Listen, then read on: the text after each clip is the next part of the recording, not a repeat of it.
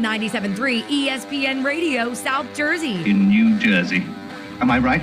Yeah. Live feed on the 97.3 ESPN mobile app, powered by First Bank of Sea Isle City. It seems to run on some form of electricity. Well, you're not wrong. Streaming live on YouTube, Instagram, and the X platform. The internet is a communications tool used the world over where people can come together. Now, here's your host. He's not gone. That's the whole point. He's never gone. Josh Hennig. Josh Hennig live at the 97.3 ESPN studios, hanging out with you, 97.3 ESPN FM, 97.3 ESPN mobile app, powered by First Bank of Sea Isle City, streaming live on YouTube and X, in the Dr. Squatch virtual studios, alongside Alex Berardis. Alex, make sure I got the right mic turned on, because I always get a little confused on which mic is which over here. Hello, Josh. All right, we got the right mic on. That's really good. All right, there we go. What's going on? Oh, it's another day in paradise. Because, Paul George, knowingly, unknowingly, what did he take? Well, we'll kind of get into that coming up here on Hanging with Hennig. The breaking news off the top of the show. Paul George apparently took a drug that is on the anti-drug policy for the NBA. We'll get into that, which is kind of messed up because now it takes him out of the conversation of a potential trade at the deadline. So if Paul George is unavailable for a trade potentially, then we got to figure out what that means for the team moving forward. Plus, people might not have heard, but they hired a new offensive coordinator. We'll get into what that all means for the Philadelphia Eagles. And not just the Eagles, but the quarterback, Jalen Hurts, moving forward. Of course, on top of all of that, we got your text as well, 609-403-0973, your reaction to Paul George. It is, now I believe it's a 25-game suspension, which is the typical first-time offender number for, let me just see here. Yeah, 25 games. So that is your traditional, I tested positive. I didn't do this before, but I'm not going to do it again punishment. So why would Paul George get popped for a PED, which is actually not a PED? Actually, a bad job by me. So the NBA is calling it part of their anti-drug policy. The statement from Paul George goes as follows. Over the past few years, I've discussed the importance of mental health, and in the course of recently seeking treatment for an issue on my own, I made the mistake of taking an improper medication. I take full responsibility for my actions and apologize to the Sixers organization, my teammates, and the Philly fans for my poor decision making during the process. Paul George goes on to say, quote, I am focused on using this time to make sure that my mind and body are in the best condition to help the team when I return, unquote. So let's try to get some clarity on this, all right? Because I don't think this is as simple as he's an idiot, he took something. He mentions mental health. So for those who don't know, most sports organizations, okay, they go by either the World Anti-Doping Agency policy or they go by the United States Olympic level doping policy. Now, under those advisory lists is typically about 400 to 500 supplements, medications, drugs, etc., that are considered doping, or they're considered in some way to give you a unnatural enhancement. The reason why I'm verbalizing it that way is because if you've ever read the list, I guarantee you that 70% of the people who are listening to the sound of my voice on 97.3 ESPN FM, or if you're listening on 97.3 ESPN mobile app powered by First Bank of Sea Isle, you're watching on YouTube and X, hello everybody, at Josh Hennig in the Dr. Squatch virtual studios. The reason why I'm phrasing it the way I am is because 75% of you listening to the sound of my voice would also be in violation of the anti-drug policies. Yes, folks, I hate to break it to you, but that depression medication that you take, that medication you take for your ADHD, that medication you take for potentially a heart condition, that medication that you take for many things are actually illegal under the doping policy. Why? Because many of those drugs that are used for actual medical conditions, many of those supplements contain a form of or a variant of methamphetamines. Methamphetamines are considered uppers. They are considered things to help people focus more. Whatever you want to phrase it as someone who has spent way too much time researching this stuff, I can tell you that there's a lot of people who think, I'm just taking the medication my doctor told me to take. And then they find out later, I should have probably checked the list of 500 things. This is not to say that Paul George is innocent. This is not to say Paul George we need to understand him. This is to understand the why he is suspended 25 games. Now, it has not been released explicitly what he took. But the reality is that there is a lot of supplements out there. You go to your local GNC, right? You order something online, wherever it may be. There's stuff you can go to Walmart and get and ShopRite you can get that would be considered violations of the anti-drug policy. Again, this is not a performance-enhancing drug. This is something that is listed on the MDA's anti-drug policy list. And again, if Paul George is saying he took something for his mental health, I guarantee you somebody recommended it to him or a doctor prescribed it for him. He thinks it was helping him. Now, whether it is or not, I am not Paul George. I cannot speak to his state of mental health. But what I do know is that Paul George, should he have checked the list? Yes. Should he have asked his agent to check the list? Yes. Should he have asked his doctor to check the list? Yes. But I don't think it's fair, as some people are going to do, to paint Paul George like a bad guy. He's a little ignorant? Sure. Is he a little aloof at times? I mean, come on, if you watch this podcast, that guy is as disconnected from reality at times as anyone. But for as much as I dislike some of the elements that make Paul George who he is, I do think that this is a bigger issue, not for Paul George's future, but for the 76ers. Now, the good news is the 76ers will receive a almost $6 million luxury tax credit for Paul George missing time, which is ironic because the 76ers are now going to only be $1.3 million above the luxury tax line. Why is that significant, you might be wondering, Alex? Because if the Sixers can get under that line, it makes it a lot easier for them to make trades. That's what this is really about today, Alex.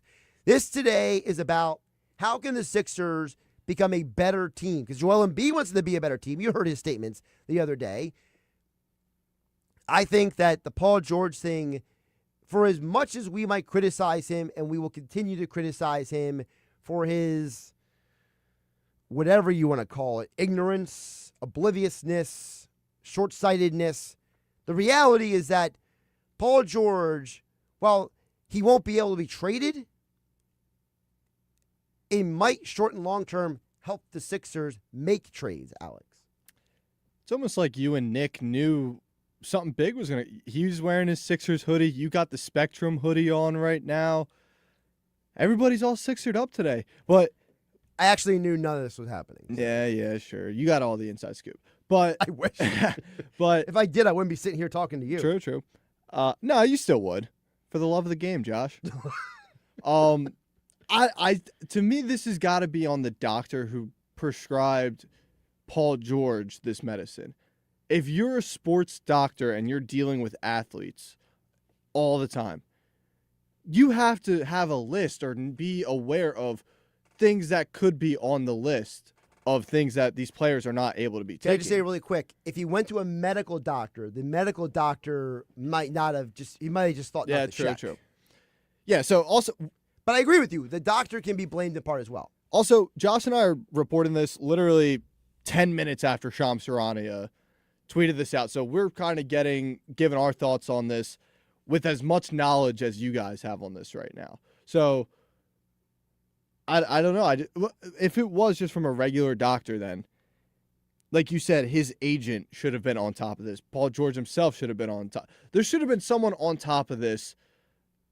Anytime that you're getting prescribed something from an outside source, it should be ran through somebody to check the list of what is okay and what is not okay. Because the list didn't say anti-doping.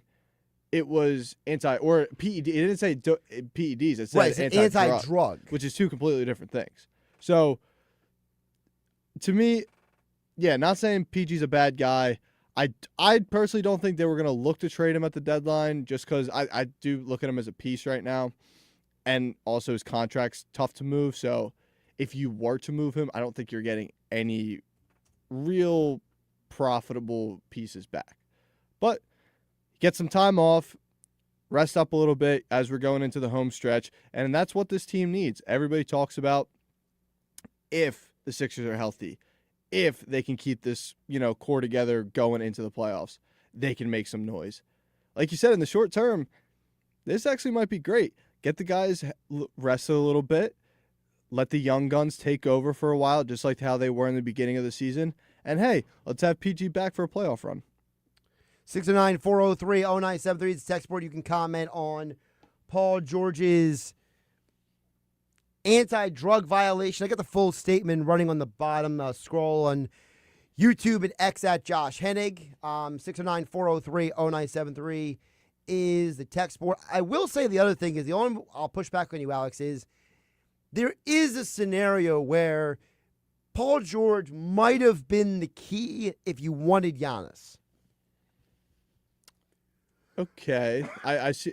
Now I really appreciate the fact that they said VJ Edgecombe is untouchable, because there are some people around here as well saying they would have moved Edgecombe to try to get Giannis. Because to me, that's just adding another not deteriorating, but Giannis is only in his prime for how much longer? He's been getting hurt. He's 31. It just seems like adding another James Harden piece to. Now I will say, Giannis, much better player when we would be getting him than we got James Harden at. But let's get the youth. The youth has to take over this team at some point. And if you were to move VJ, that just would have ruined everything. Now, if you would have moved Paul George for Giannis, contractually, I guess that would have been the only way we would have been able to get him. But, yeah, I guess I'd be on board with that.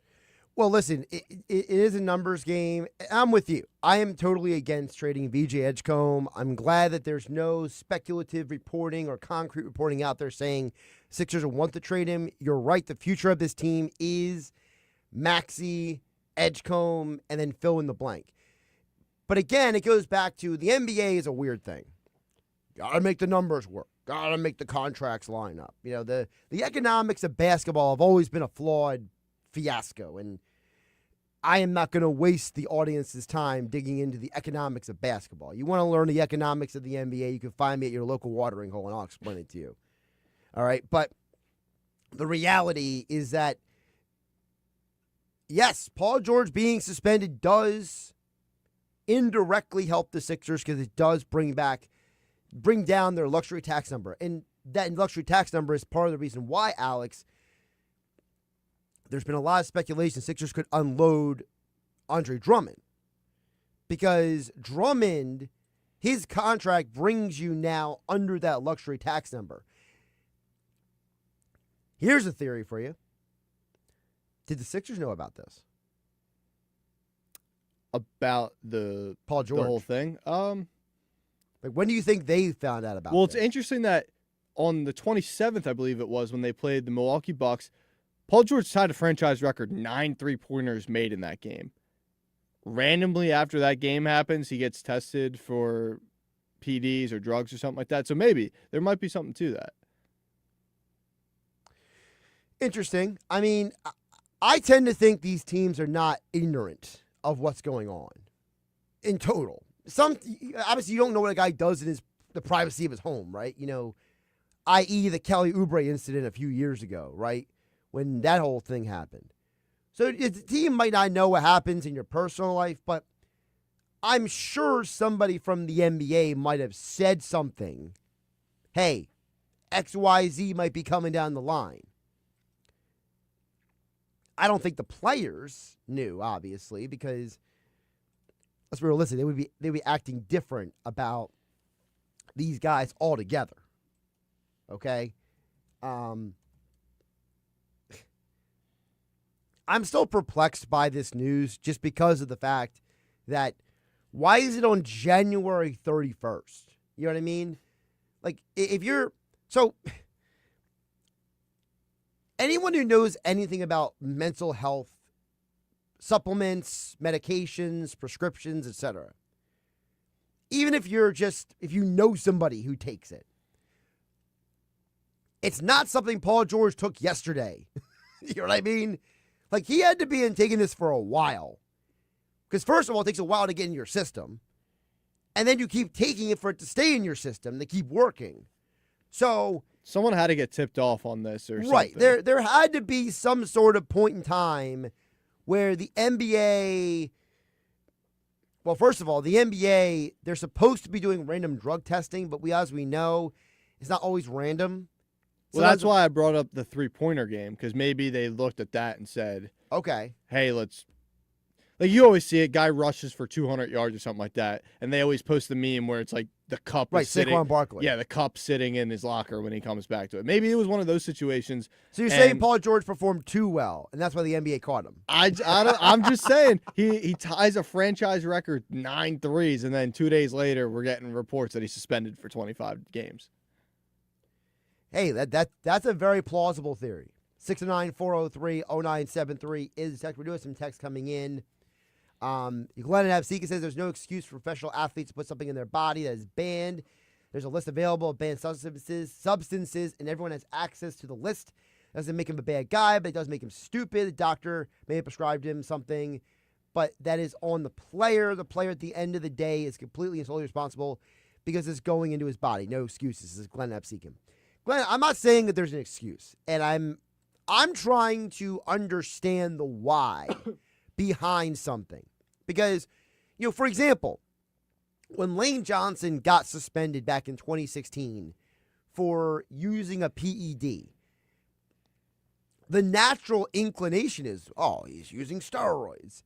Come to find out, he was using an amino acid supplement that you can get from GNC. You can get from Walmart. You can get from wherever. And so, should Lane Johnson have checked, hey, is there anything in this that's on the list? Yes. But as a human, we all make mistakes. I make mistakes. Everyone makes mistakes. I don't view this as Paul George was trying to work the system. I view this as you said, if you want to say he's dumb, he is oblivious, he's ignorant, whatever you want to call it, I'm good with it. I think lazy might be a good term. It was lazy on him and his like PR or like his team. Not the Sixers team, like his actual personal team. Well, also, I would ask, that's a great point by you, Alex, because, he has that podcast, right?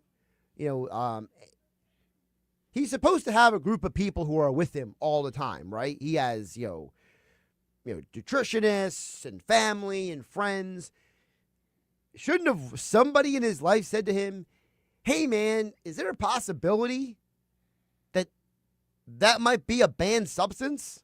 Or couldn't the Sixers say to just, like any team they would just say to their guys, hey, if you're going to an outside doctor, run it by us, and we'll have our medicine guy or whatever. The first day of training camp conversations kind of thing? Yeah, when you're just recapping everything, like an onboarding day.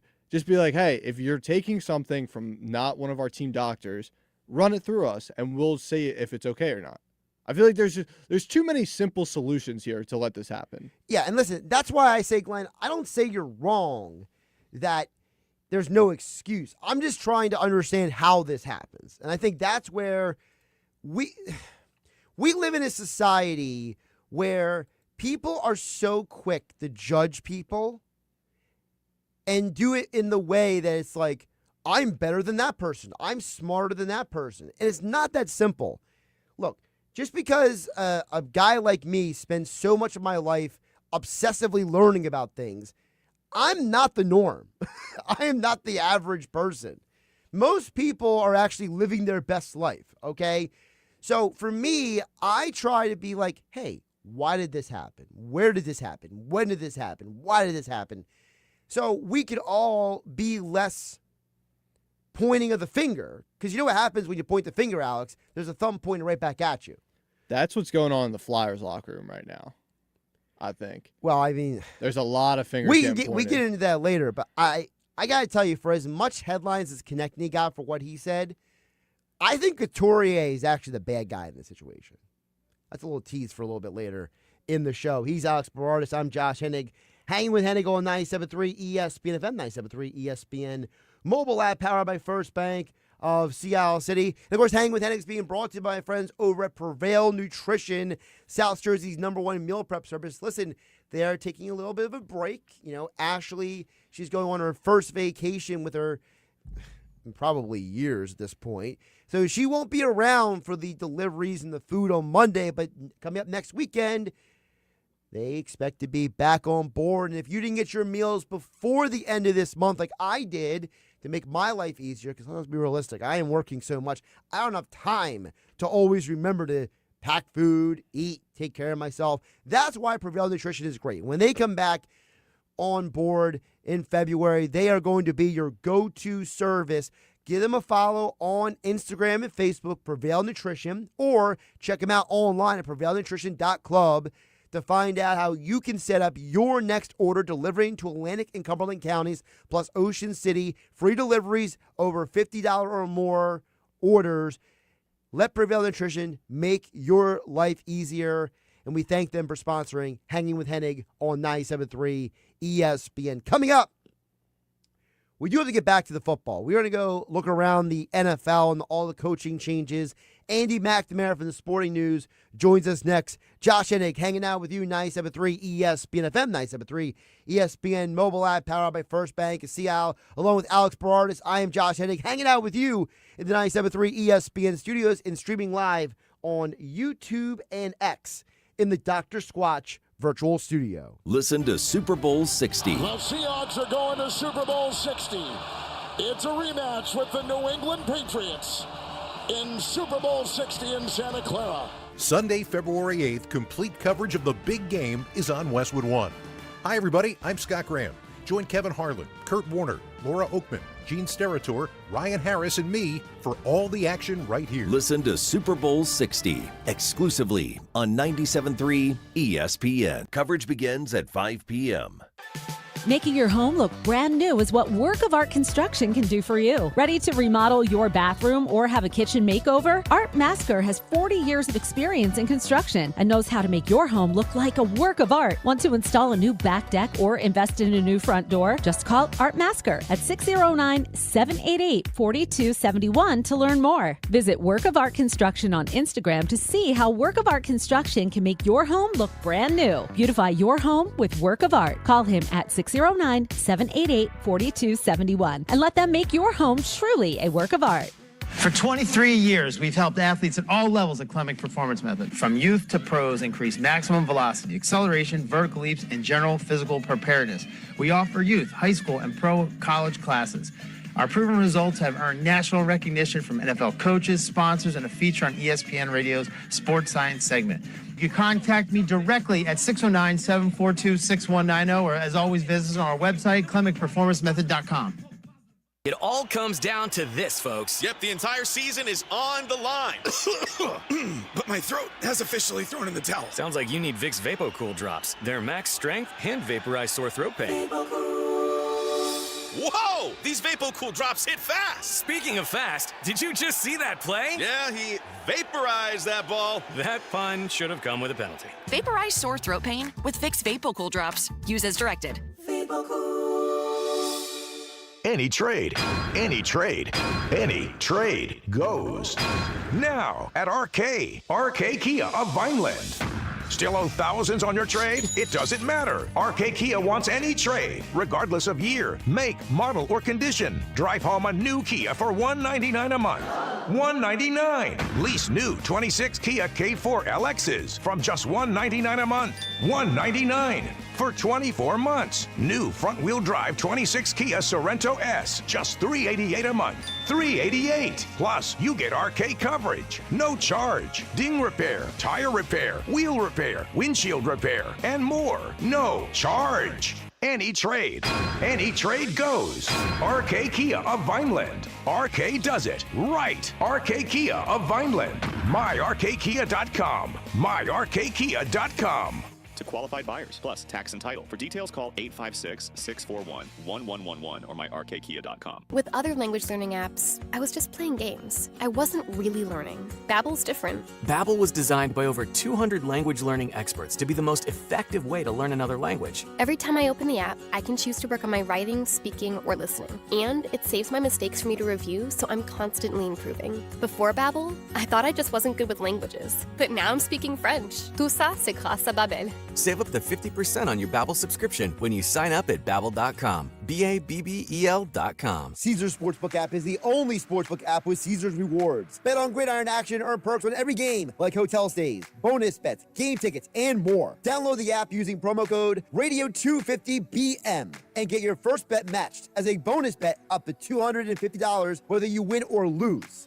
Open to new users in New Jersey who are 21 or older. Minimum odds minus 500. Awarded is non-withdrawable bonus bet expires 14 days after receipt. Bonus bet amount not returned for winning bets. Void where prohibited. See Caesars.com/promos for full terms. If you or somebody you know has a gambling problem, call 1-800-GAMBLER.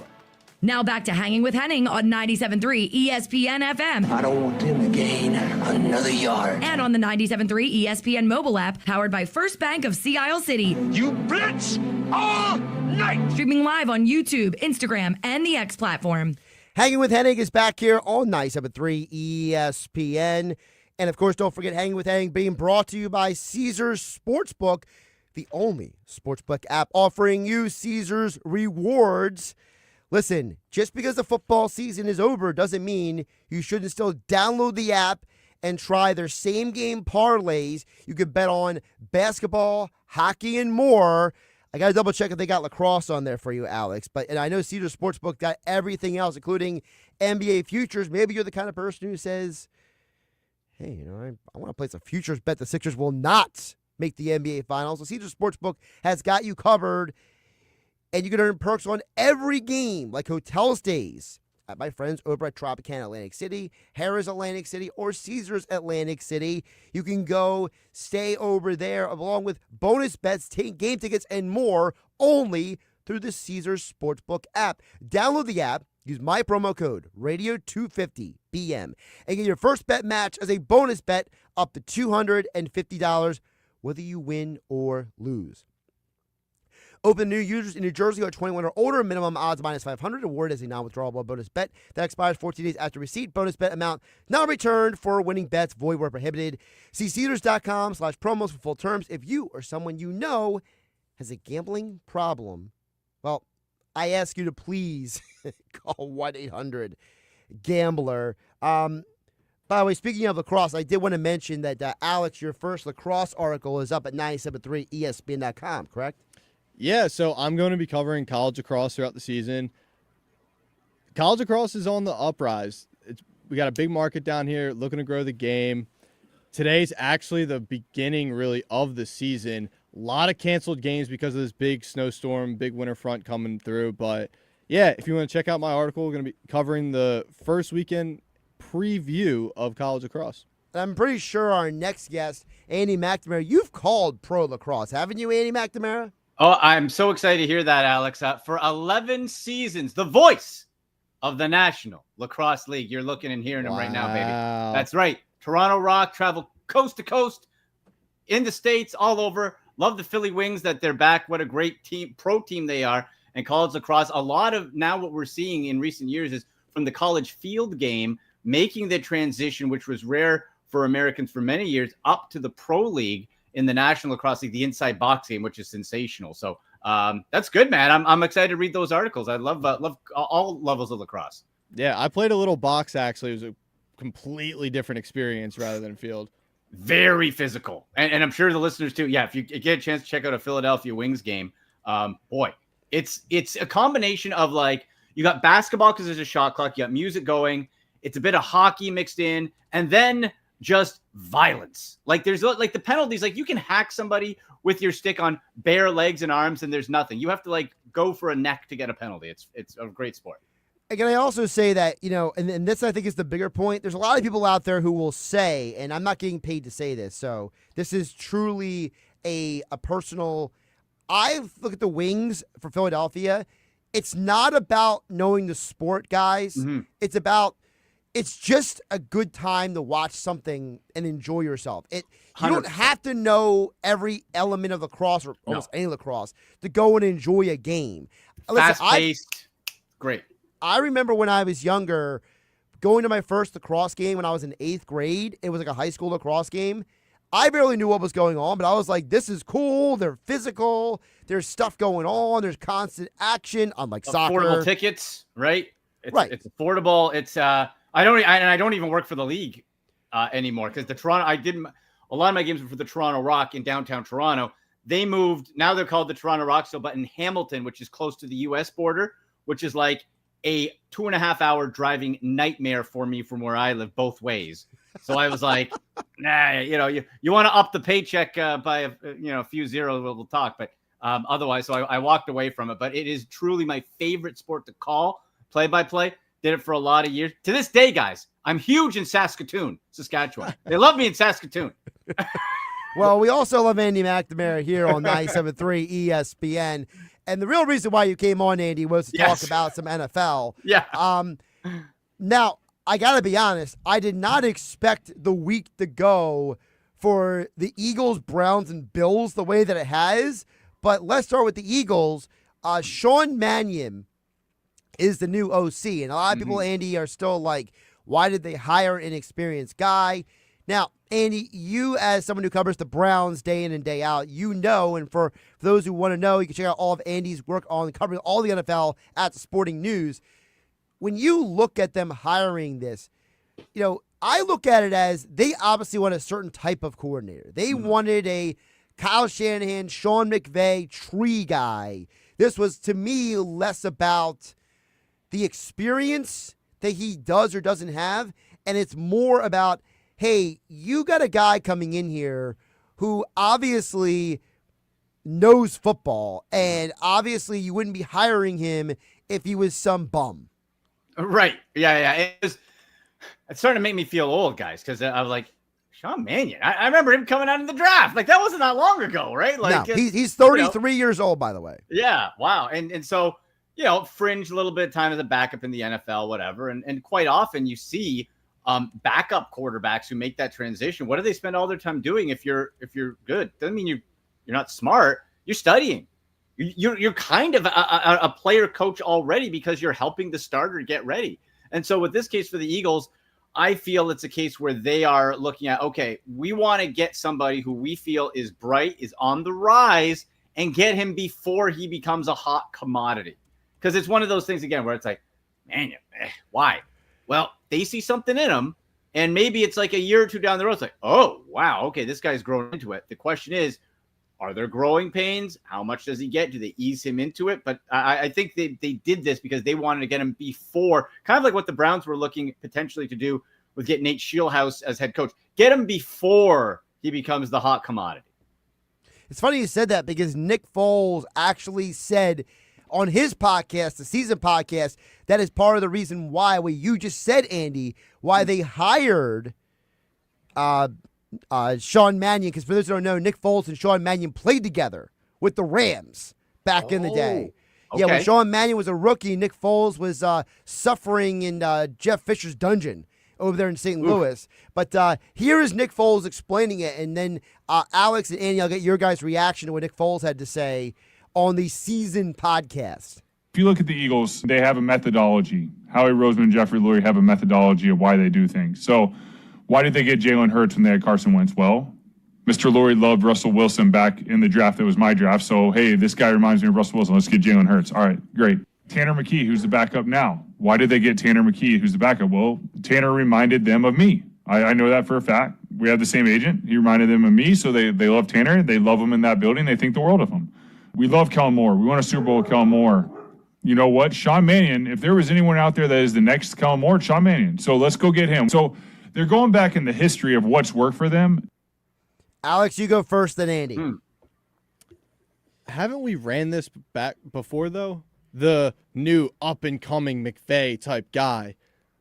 The Eagles have never hired a Shanahan tree guy before, though. I will say that. Not that, but more so a Brian. That was what happened with Brian Johnson. That's now that we went out and got Kevin Patullo, but hopefully we get one of these new up-and-coming guys. Now, everything I've heard online from guys in the Packers media and in the Packers organization saying this guy's a genius. This guy knows what he's talking about. But I've talked about it on this show.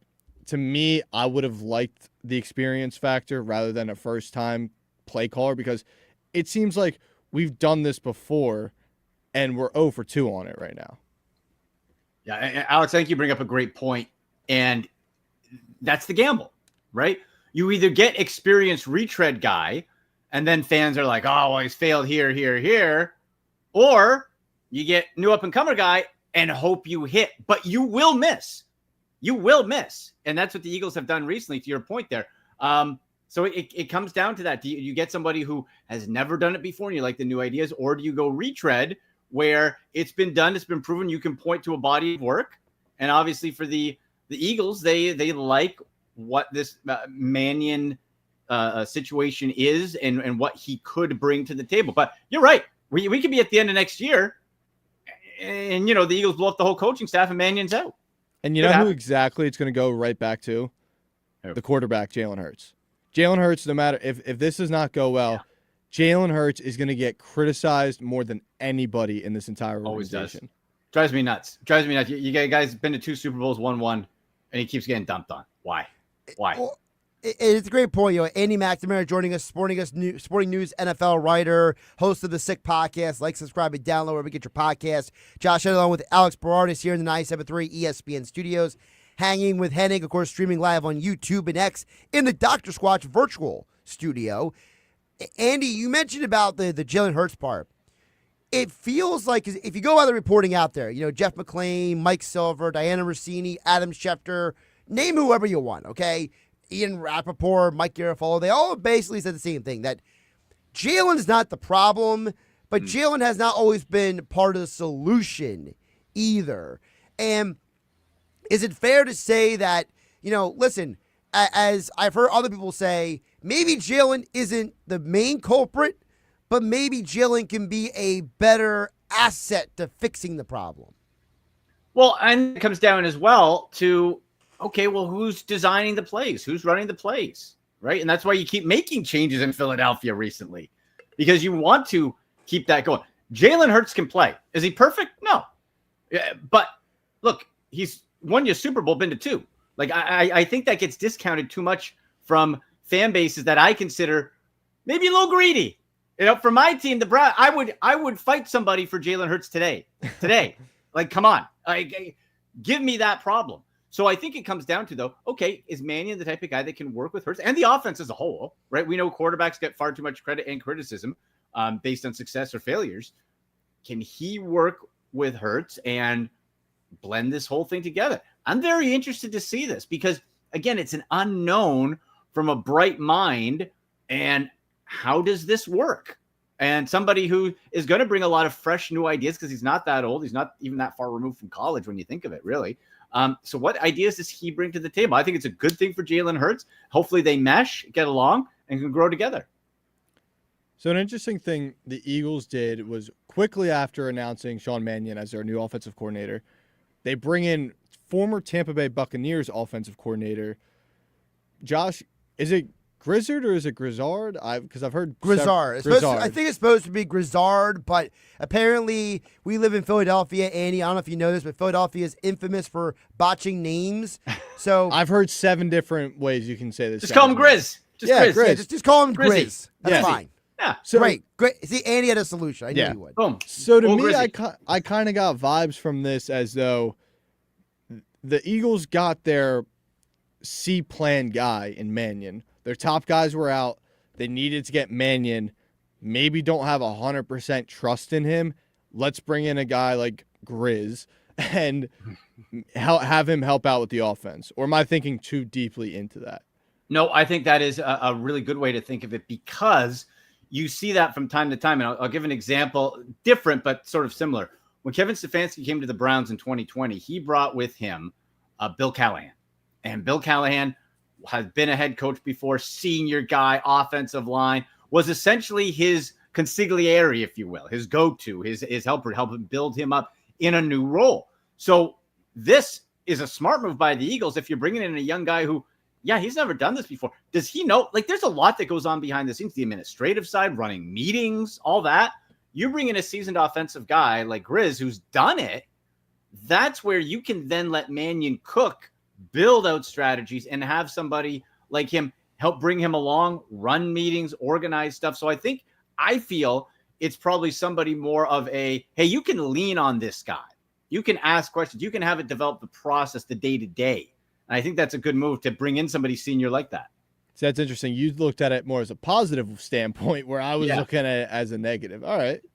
Yeah, I think it's a good thing. Look, you have smart people who've done it before. You bring upcomer, good idea, guy, creative, all that, with a senior guy who's done it. Lean on him. And it really worked for Kevin Stefanski, different capacity because he was head coach, but same type of thing, right? Like, you're OC, you're going to have to be running meetings.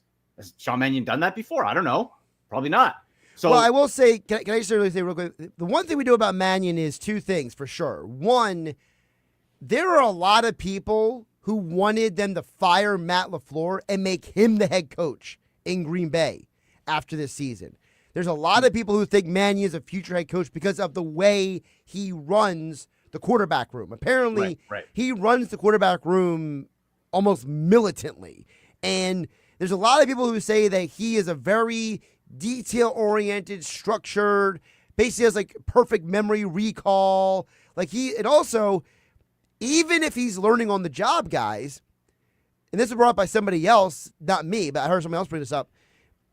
You know, Sean Mannion was just playing the league 2 years ago. Yeah. He's probably seen every defense that Jalen Hurts is looking at.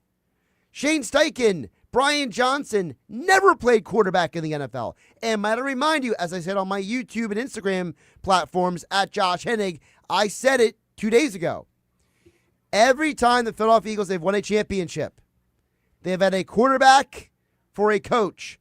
Doug Peterson, Frank Reich, Kellen Moore, all former quarterbacks who played in the NFL to varying degrees, all have helped the Eagles win championships. Oh, and that also includes 1960 when they won a championship as well. So literally, there is a tradition unlike any other here.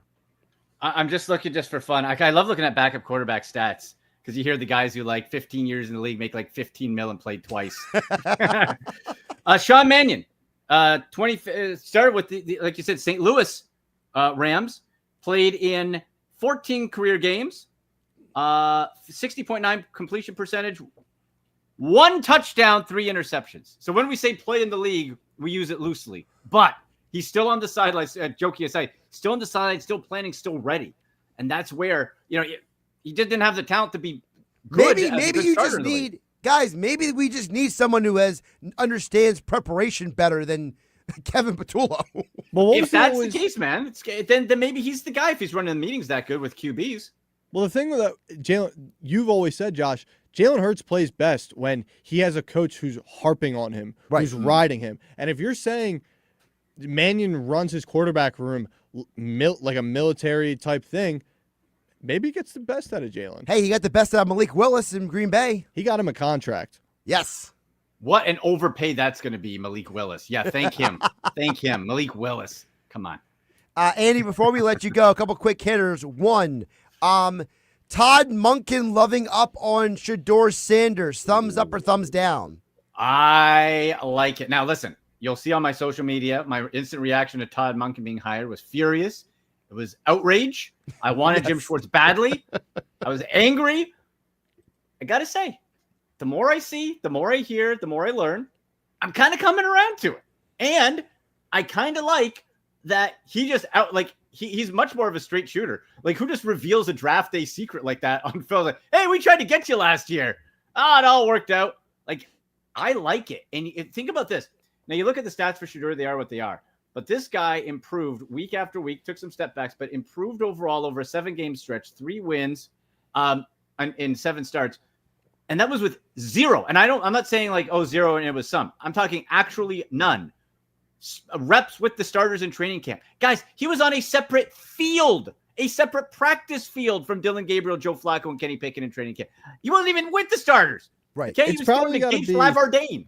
It's got to be also maybe a pick me up a little for Shedeur, because I think it was well known in the media and in that locker room. He was not Stefanski's guy. Right. Stefanski he made it known, Shedeur, you're not my guy. Now he gets a head coach, Todd Monken, who's hyping him up. He's saying, I like this kid.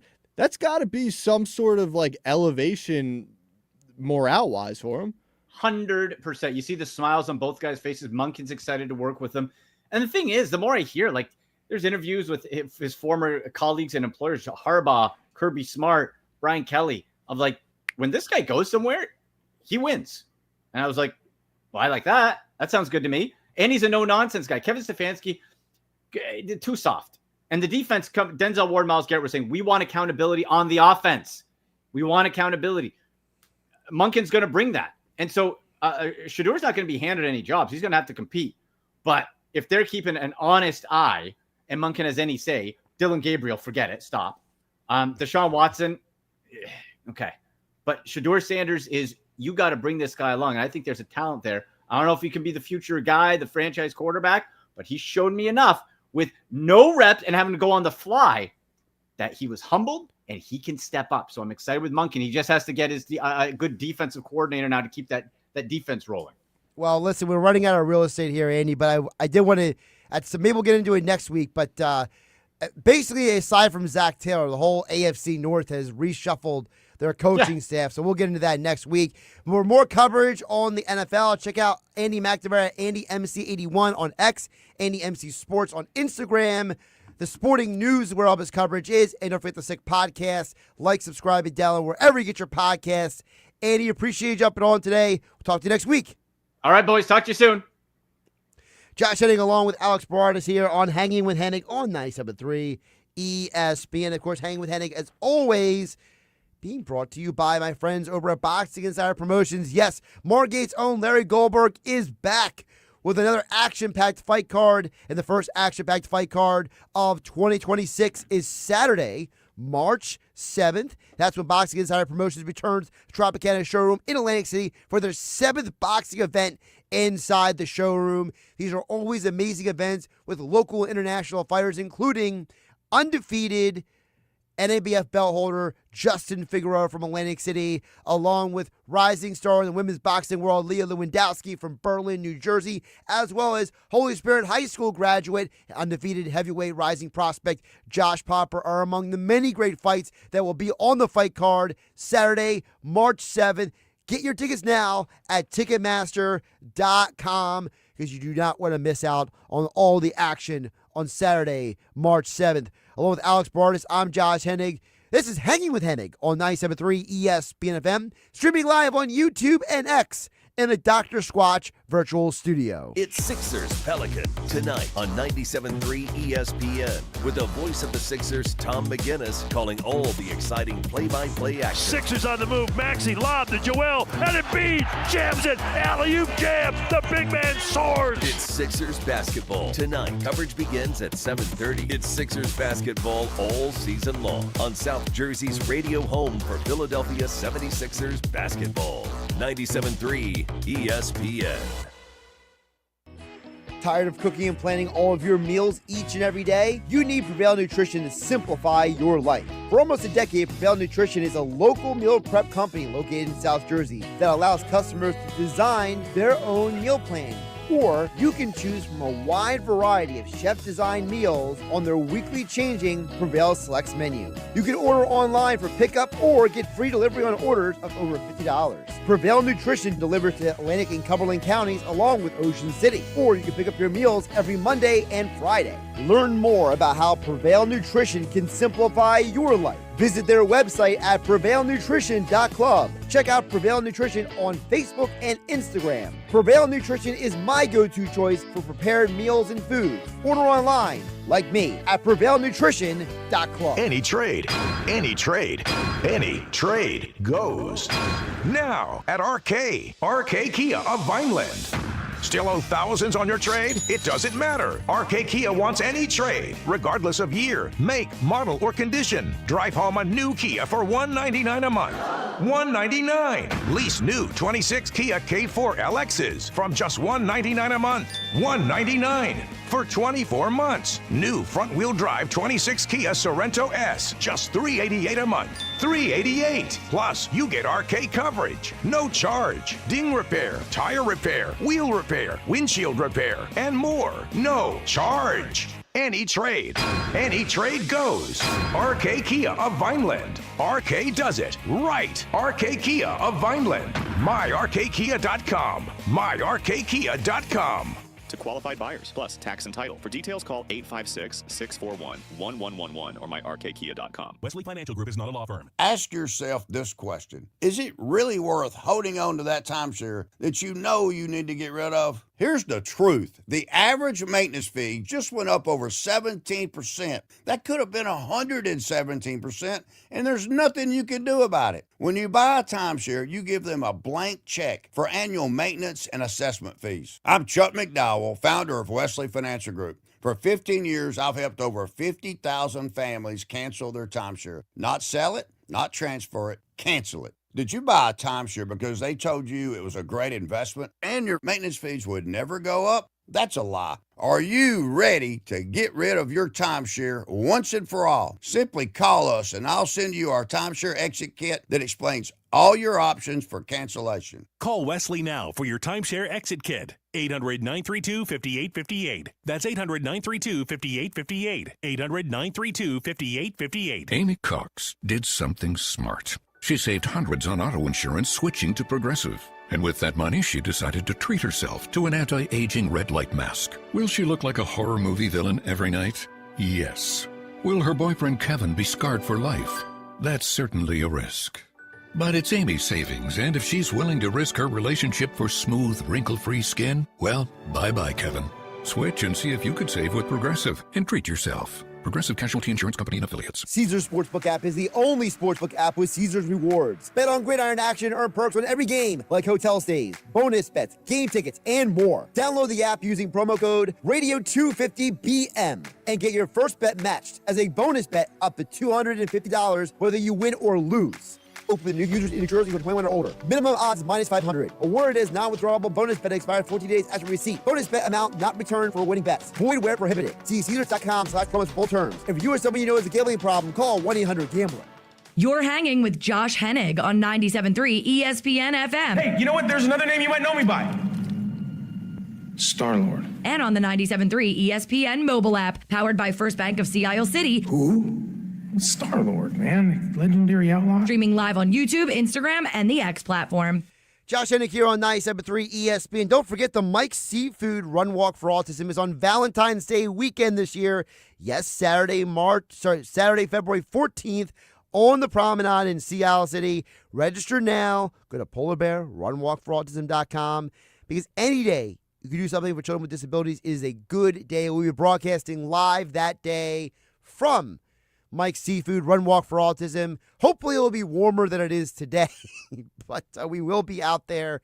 We had a record turnout last year for Mike's Seafood Run Walk for Autism, and I'm always happy to support them. And Mike does a great job in Seattle, not just with the great seafood and the restaurant on the deck and on the bay and the seafood market, but also raising money. They have raised so much money with the Mike's Run Walk for Autism. Again, visit polarbearrunwalkforautism.com to register now. There is still time to register. The run walk is just 2 Saturdays away. Alex Berardis joining me here in the studio. Alex, hit a couple texts before we get out of here. Yes, the Flyers are down now 2-0. You are probably glad that I am on your radio. This is the Flyers right now here on 97.3 ESPN. I'll just say real quick, Alex, they look like a team that's running out of gas, right? I think a lot of it's One, we heard it from Konechny, a little bit from Couturier. These leaders are tired now. Like, rebuild, mediocrity, rebuild, media. It's just we didn't tank hard enough, in my opinion. I'm just gonna say it. When we went through the past 3-4 years, we didn't tank hard enough, and you hear guys like Konechny, he's tired of it. I think we're at the point where you just got to sell. But the problem is with how tight the Eastern Conference is, every team in that middle pack is kind of 3 points within each other. But also, really quick, literally, and I'm not saying this to be flippant, just get me a number one defenseman, and the whole team looks different, doesn't it? I think you need that and a number one center because we have Couturier starting on and that's 3-0. But on the fourth line. But see, that's the problem. Andrei Kuzmenko, former Flyer. But really quick, no one rotated on defense. The Flyers' defense the last few years has been below average every single year. Guys do not rotate on defense. Doesn't matter if it's Tortorella, Tocchet, who was the guy, Hackstall before them. Like, for whatever reason, this team does not have the dudes to rotate on defense. Why you got two guys going to the same side of the ice? Like, you leave the guy wide open coming down the lane there. To me, you get a real defenseman on the back end, like a stud. When was the last time you seen a stud defenseman? Pronger? I was going to say Pronger probably. But he was old at that point. It was still Chris Pronger. Like, to me, I go back to Eric Desjardins. If you want to say Provorov, unless Provorov wasn't that good. Provorov was more offense than defense. All right, looks like we got a review, though. But, I don't know. I think these young guys are not that great, and then the older guys that you do have who are also aren't that great, I think they're mentally just drained right now. They're like, it's the same thing year after year, and when you have a combo of that, it's just disaster. Listen, I'm not trying to tell Danny Briere what to do, but I am kind of telling Danny Briere what to do. Here's what I would do. Trade Couturier. He has a no move. That's the only problem. I don't care. Tell him to trade wherever he wants. Giannis him. Tell him, hey, Sean, we're going to move you. Where do you want to go? We're going to do the Drew. We did the Giroux, okay? Go get a real defenseman. Trade some draft picks. I don't care. I'm done with this building through the draft thing. Because if you don't want to lose the morale of this team, you got to win, and you got to win something now in some capacity. He's Alex Berardis. I'm Josh Hennig. Coming up next, we'll get back to the NFL. Rob Maaddi from the Associated Press joins us here on Hanging with Hennig on 97.3 ESPN. Hey, South Jersey, this is Billy Schwein. Tune into The Locker Room every Saturday and Sunday from 10 a.m. to noon on 97.3 ESPN. Each weekend in The Locker Room, you will get passionate sports talk from a fan's perspective, along with interviews with some of the biggest names in sports. That's every Saturday and Sunday from 10 a.m. to noon in The Locker Room with me, Billy Schwein, on 97.3 ESPN and the 97.3 ESPN mobile app, because nothing could be finer than talking sports with the Schweiner. Go to get your game on at the Fanatics Sportsbook in the Gallery at Ocean Casino Resort. Cheers your favorite drinks while cheering on your favorite team. Go for the sports scene and go for the endless screens. Go where fans become fanatics at the Fanatics Sportsbook in the Gallery. Go to Ocean Casino Resort. Go for the win. For more information, visit theoceanac.com. Must be 21 or older to wager or consume alcohol. Gambling problem? Call 1-800-GAMBLER. Hey, I got you something. What's this? Just a little Galentine's gift from Jewelry Television. JTV, I love their jewelry. I had my eye on this pearl bracelet on JTV.com. Plus, I love their colored gemstone jewelry. And oh, have you seen their gold? Right now, take up to 70% off select jewelry and gifts at JTV.com. You are not going to believe their gemstones and their artisan collections. Gorgeous. Are you going to open your gift? It's the pearl bracelet. Visit JTV.com. Trust Jenkins Plumbing, Heating, and Air Conditioning, where one call does it all. For leaks, stoppages, and renovations, Jenkins technicians are trained to do it all, and they've been on the job since 1949. Renovating your kitchen or bath? Call Jenkins. For new heating and air installation, service, and maintenance, ductless air conditioning systems, water heaters, boilers, oil service, plumbing, and drain cleaning services. Jenkins can also repair or replace your water or sewer main. Call 609-641-6262 or visit jenkinsandsons.com. Jenkins Plumbing and Heating. Home of the Philadelphia Eagles. They've got him, it's a sack! Sixers. Oh, baby! And Flyers. He scored! 97.3 ESPN, WENJ, WENJ HD, Millville, Atlantic City. A Town Square media station serving all of South Jersey. This is Hanging with Hennig. I have friends everywhere. On 97.3 ESPN Radio, South Jersey. In New Jersey. Am I right? Yeah. Live feed on the 97.3 ESPN mobile app, powered by First Bank of Sea Isle City. It seems to run on some form of electricity. Well, you're not wrong. Streaming live on YouTube, Instagram, and the X platform. The internet is a communications tool used the world over where people can come together. Now, here's your host. He's not gone. That's the whole point. He's never gone. Josh Hennig. Hour 2 of Hanging with Hennig, live at the 97.3 ESPN studio. We're back to the NFL conversation now. We went on a little Flyers side tangent, myself and Alex Berardis here, hanging out with you on 97.3 ESPN. Also, still to come, we'll talk NBA, Sixers, and the trade deadline coming up with NBA insider Scoop B. Robinson at 2:25.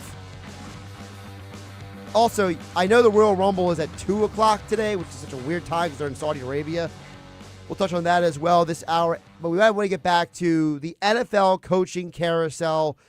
The league never sleeps, and we're going to talk more about it with, well, I wanted to get him on, Alex, because Rob Maaddi is going to be busier than almost anyone next week at Super Bowl Radio Row. I understand, Alex, you and the whole gang is going out there, but most of you will not be as busy as Rob Maaddi is, which is why I want to get him on before he is entering his busy run, which is basically going to consume him out there in San Fran. Rob, appreciate you jumping on the final day of January. How you doing, my friend?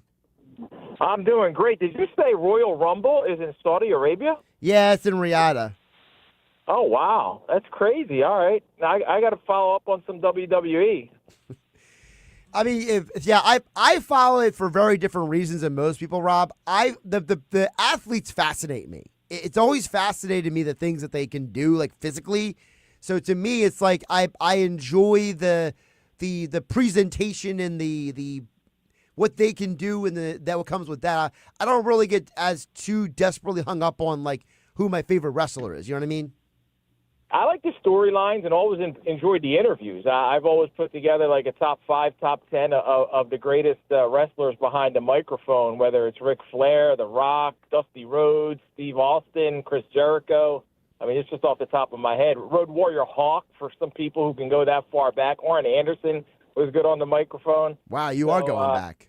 Yeah, I'm going back to NWA and all of those AWA era.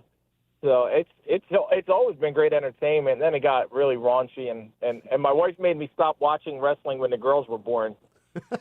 I love that Dusty pool because to me, Dusty's one of the most just charismatic microphone guys of all time. Oh, he's one of the best. I'll be like just driving around with the family, and then I'll just think of something Dusty said and just blurt it out of my mouth, and they'll look at me like I'm insane, and it's just a Dusty interview that still just is in my memory, and I can recite it word for word, and it's wild. They're like, "What are you doing? What are you talking about?" Like I have some kind of issue. I mean, and it goes beyond like funky like a monkey, you know. You know you're good when every time someone tells a story about you, they got to do your impression in your voice. For sure. Absolutely. By the way, really quick, you know who does a great impression of Dusty Rhodes is Seth Rollins, because I don't know if you heard, Rob. So Seth Rollins, one of the main stars now, Dusty gave him his name. When he first, I didn't know that. I've seen Seth on NFL Network. Yes. Last year I saw him on Radio Row, and I was supposed to interview him. Then I had to leave to go to a team event, and I missed speaking to Seth. I think he's a phenomenal performer, and he's great on the microphone. But I didn't know that Dusty gave him his name. Yeah, I don't want to shortchange the story, but like when Seth tells the story about Dusty giving him his name, he does the impression, like you said, of like every time, you talk about Dusty, you start sounding like Dusty. I think Seth Rollins might have the best impersonation of Dusty Rhodes I've ever heard. I got to check that out. I hope he's probably going to be doing something NFL related, run around Radio Row. I got to make that happen. Absolutely. Well, Rob, you are on your way to Super Bowl, but before we get to the Super Bowl next weekend, we got to get into all of these coaching changes. And Rob, we'll preface it by this. I said this week when the Eagles hired Sean Mannion and then they hired Josh Grizzard, I don't think it's a coincidence, Rob, that the Philadelphia Eagles interviewed not one, not two, not three, but 4 different men with ties to the Shanahan-McVay coaching tree, and then they hire a guy who has deep connections to that coaching tree. It seems like to me, Rob, that all along this might have been the direction they wanted to go in, was to get someone to come in with a completely different offensive background than Nick Sirianni. And I like it. I like the Sean Mannion hire, and I know he's young, and I know he's never called plays, and he doesn't have that experience. But he's a guy who was a backup quarterback for 9 years in the NFL, and I think he threw under 40 passes. So to throw under 40 passes, be a backup for that long, to stick around that long, he's been around a lot of people with different offensive minds, creativity, ideas, schemes, and systems, and just some, obviously, like you said, Shanahan, McVay, those guys, and the success that they've had, to me, this hire can be a home run. It could also be a big swing and miss. But until you go through it and see how he does, I've got to be able to bet on the Eagles. I said this as soon as it happened. When Doug Peterson was hired, he was called the worst coaching hire in that coaching cycle. 2 years later, and I know that was just one guy, Mike Lombardi, but I know Eagles fans weren't happy about Doug Peterson. Why are they hiring Doug Peterson? He's from the Andy Reid tree, and he's just a guy that Howie and Jeffrey Lurie can control. 2 years later, wins the Super Bowl. Nick Sirianni, we all know when he was hired what happened at press conference. He was mocked. He was mocked all throughout. Took him to a Super Bowl second year, won a Super Bowl year 4. So when people hate an Eagles hire, I think that's a good thing because I think it could turn out. If you want to go back to Andy Reid, few people wanted him. Charlie Manuel, nobody wanted him. They wanted Jim Leland. So you don't have to bring in the people's choice. You have to bring in the right choice. And I will defer to Howie and Jeffrey Lurie, and obviously Nick Sirianni's got a big hand in this. He's the head coach, and he conducted most of the interviews, and he's in there, and he wants to bring in a guy. But I think this has got an opportunity to be a very successful run with an offensive coordinator. But of course, we know if he does very well, and the Eagles get back into a deep playoff run or go to the Super Bowl, he'll probably get hired as a head coach next year, and that's just the nature of having a successful offensive coordinator. Their next step is head coach. As far as Josh Grizzard, I don't mind it as pass game coordinator. I would not have liked Josh as the as the OC because of what I saw here in Tampa. This is offense in Tampa that went from being top 5 in the league in passing and rushing under Liam Cohn to 21st with Josh Grizzard in his first year, and they gave him more talent, even though they had a lot of injuries, especially in the offensive line. But I will go back to in 2024 when he was Tampa Bay's pass game coordinator, Baker Mayfield had the best year of his career, 70+% completion, 4,500 yards, 40+ touchdowns, a passer rating over 100.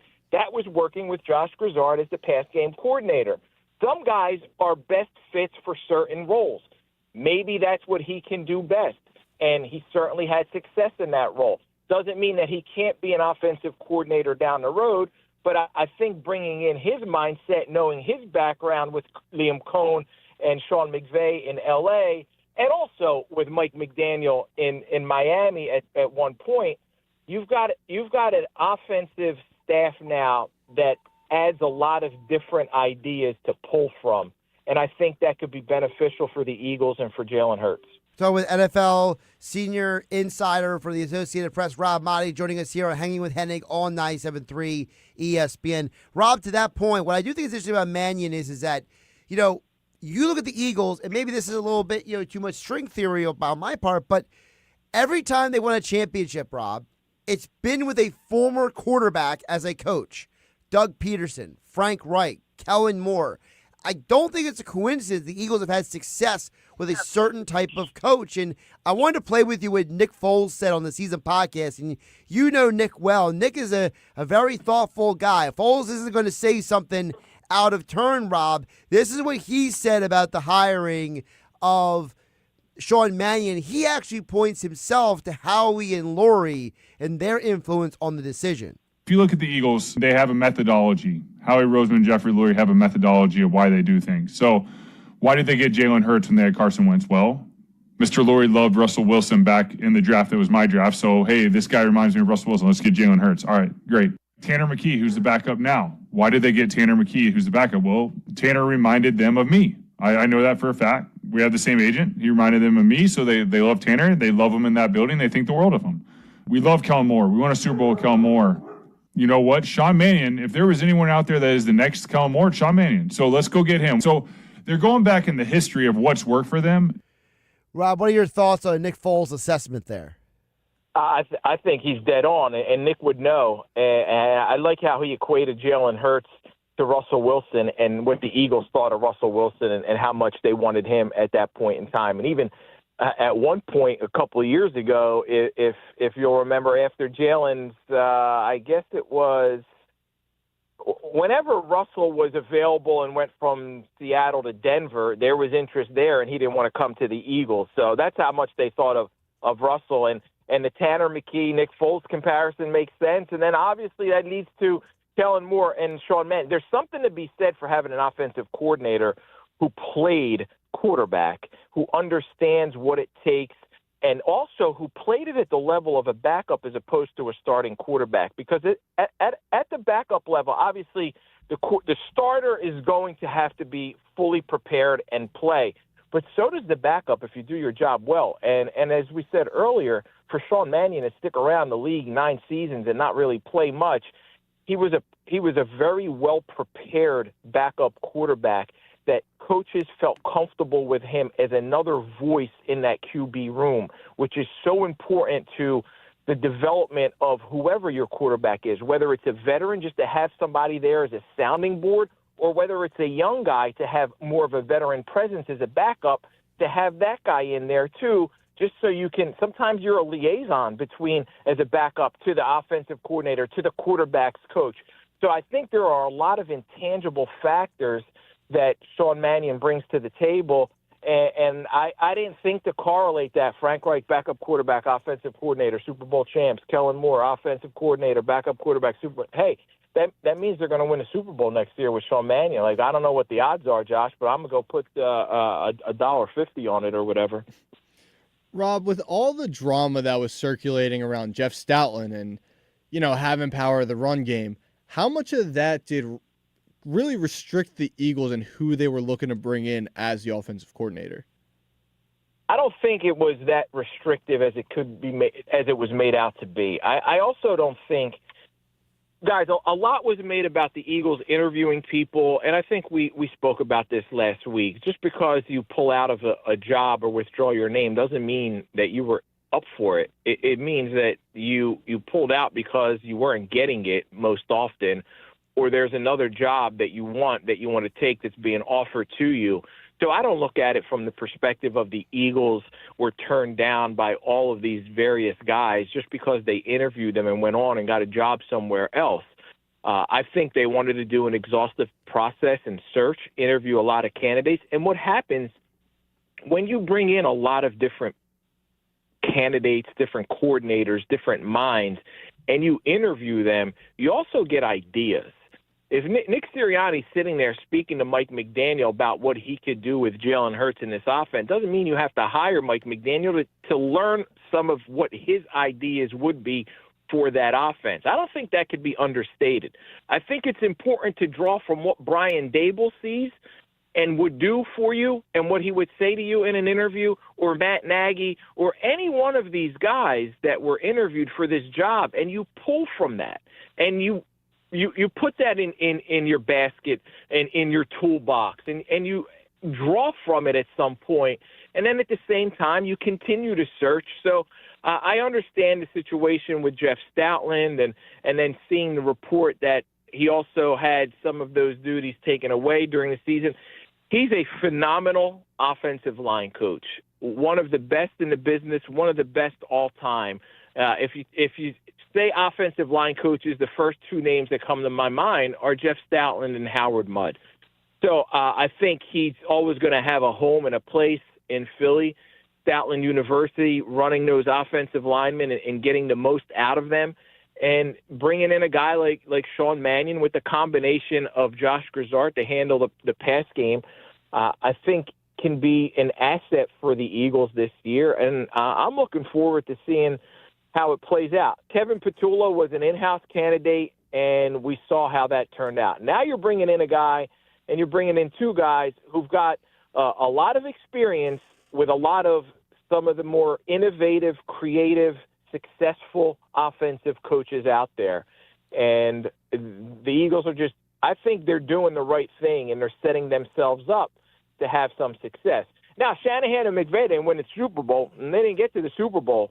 So for as great as they are of offensive minds, Kyle never won one, and McVay's only won one, as many as Nick Sirianni. So you can develop QBs and you can get them to a certain – and there were times this year where McVay was, in the playoffs, critical of his own play calling, critical of the way he ran the game. So you got to get – it's hard. You get to a certain point and you have success, and then it takes those breaks in the NFC Championship game. It takes a lucky bounce to go your way, a call to go your way. And sometimes that doesn't happen. By the way, Rob, you should know, because you are based in Tampa, Rob Maaddi from the AP Senior NFL Insider joining us on 97.3 ESPN. WWE just announced that WWE Backlash is going to be in Tampa May 9th. So I thought I should let you know. Oh, okay, May 9th. So last June, I believe it was, they had a show in Tampa, and somebody reached out to me, gave me some tickets. I went down. And it was Monday night. It was Monday Night Raw. I had 2 tickets, so I couldn't bring the girls. It was an actual date night with Remy, who, as I told you earlier, told me to stop watching wrestling. She's like, all right, let's go. We lasted about 30 minutes, and she's like, I've seen enough. We can get out of here. Maybe I'll go to this one myself. Maybe I can get a credential and cover WWE. You know, for all of the people I've ever interviewed in my life, and it's been everybody. I've been there with Jordan and LeBron and Brady, of course, and Montana many times, and all of these guys in any sport. The one guy I've never interviewed that I want is Ric Flair, and he's here in Tampa. So I got to make that happen. Oh, I mean, come on, Ric Flair. I mean, that's good. That's got to be the biggest bucket list left, right? It's got. I mean, I even interviewed the Hulkster. I asked Hogan. He came to a Phillies game. I was like, let's arm wrestle. And he's like, I got nothing to gain. I'm supposed to beat you, and if you beat me, I got everything to lose. So he wouldn't arm wrestle me, but we acted like we shook hands, like it took a nice picture. So that's funny. Rob, a couple of quick hits before we let you go. I want to get your thoughts on some of these other coaching moves. Are we buying into the Todd Monken loving up on Shedeur Sanders in Cleveland, or do you think that was just for TV cameras? I can't wait to go see Shedeur at the Pro Bowl games on Tuesday night. and Joe Flacco, I can't believe Joe finally made one. I would have thought at some point in his 17, 18 years in the NFL, Joe Flacco would have made a Pro Bowl or been like the 19th alternate, because that's what it ends up coming down to. Tyler Snoop Huntley made one before Joe Flacco. Blows my mind. I don't make too much out of Todd Monken and Shedeur right now, or anything that's happening. You've got to play that situation as Todd Monken, as a guy who is open to competition, who wants to help develop his young quarterbacks, and they're certainly going to be. And I don't know. I think Shedeur has shown enough to warrant a look, and so has Dylan Gabriel, but I wouldn't give either one of them the starting job, and I think they got to compete for it. And if they want to bring in a veteran, or if they draft somebody, which is a very likely possibility, they should all compete for the starting job. I'm very interested in seeing what happens with the drama there in Cleveland. Not only that, but with Jim Schwartz. I didn't check in on the past 2 days, but on Schwartz and the Browns. But they've got a lot going on. The Browns are always the Browns. That is true. Which OC hire are you most intrigued by going the next season? Is it Mike McDaniel going to the Chargers, or is it young Declan Doyle, now the OC for the Ravens? You didn't put Dable in that equation. I would love to see what he can do with Cam Ward because I know he loves him. But if you say interested or intrigued, it's always Mike McDaniel because he's the relationship between Mike McDaniel and Jim Harbaugh is going to be hysterical. I thought McDaniel and Philly would have been must-watch news conferences. I would love to be in a room and hear McDaniel speak to Jim Harbaugh. I just want to hear that conversation. You can't have two more opposite dudes, and one's the head coach and one's the offensive coordinator, and how is that going to play out? And he's got a ton of talent with Justin Herbert. They've got to work on that run game, and he's a great run game coordinator. They've got to get Justin Herbert some protection up front. They've got two tackles in Alton Slater who were injured, and that was a big part of the reason why they could only get so far. And they've got to get him some – Keenan Allen came back and is 100 years old, and they've got to get a little bit more talent, too, at the wide receiver position. But I'm really intrigued to see how that plays out. And Declan Doyle in Chicago, certainly you got a young guy who the Eagles – right, we're interested in too as well, and he's got talent there. But that's Ben Johnson's offense, and that's always going to be. I feel like he's going to be in a position where it's like being the Chiefs' offensive coordinator, and Andy Reid's always going to be thought of as the guy running that offense. Same as if you're in L.A. and it's Sean McVay, and same as in San Fran, it's Kyle Shanahan. I will say really quick before I get the last thought and question for you, I was dying laughing when they tried to ask McDaniel like a head coaching type question, and he snapped back. He goes, "Well, that's a head coach question." And then he sees Jim Harbaugh, on the side of the room. He goes, "Oh, the head coach right there. Why don't you ask him that question?" So, he at least is already kind of doing the whole, hey, I'm not going to walk into that territory. Ask the head coach that question, not me. So I do respect him, but the way he did it was absolutely hilarious.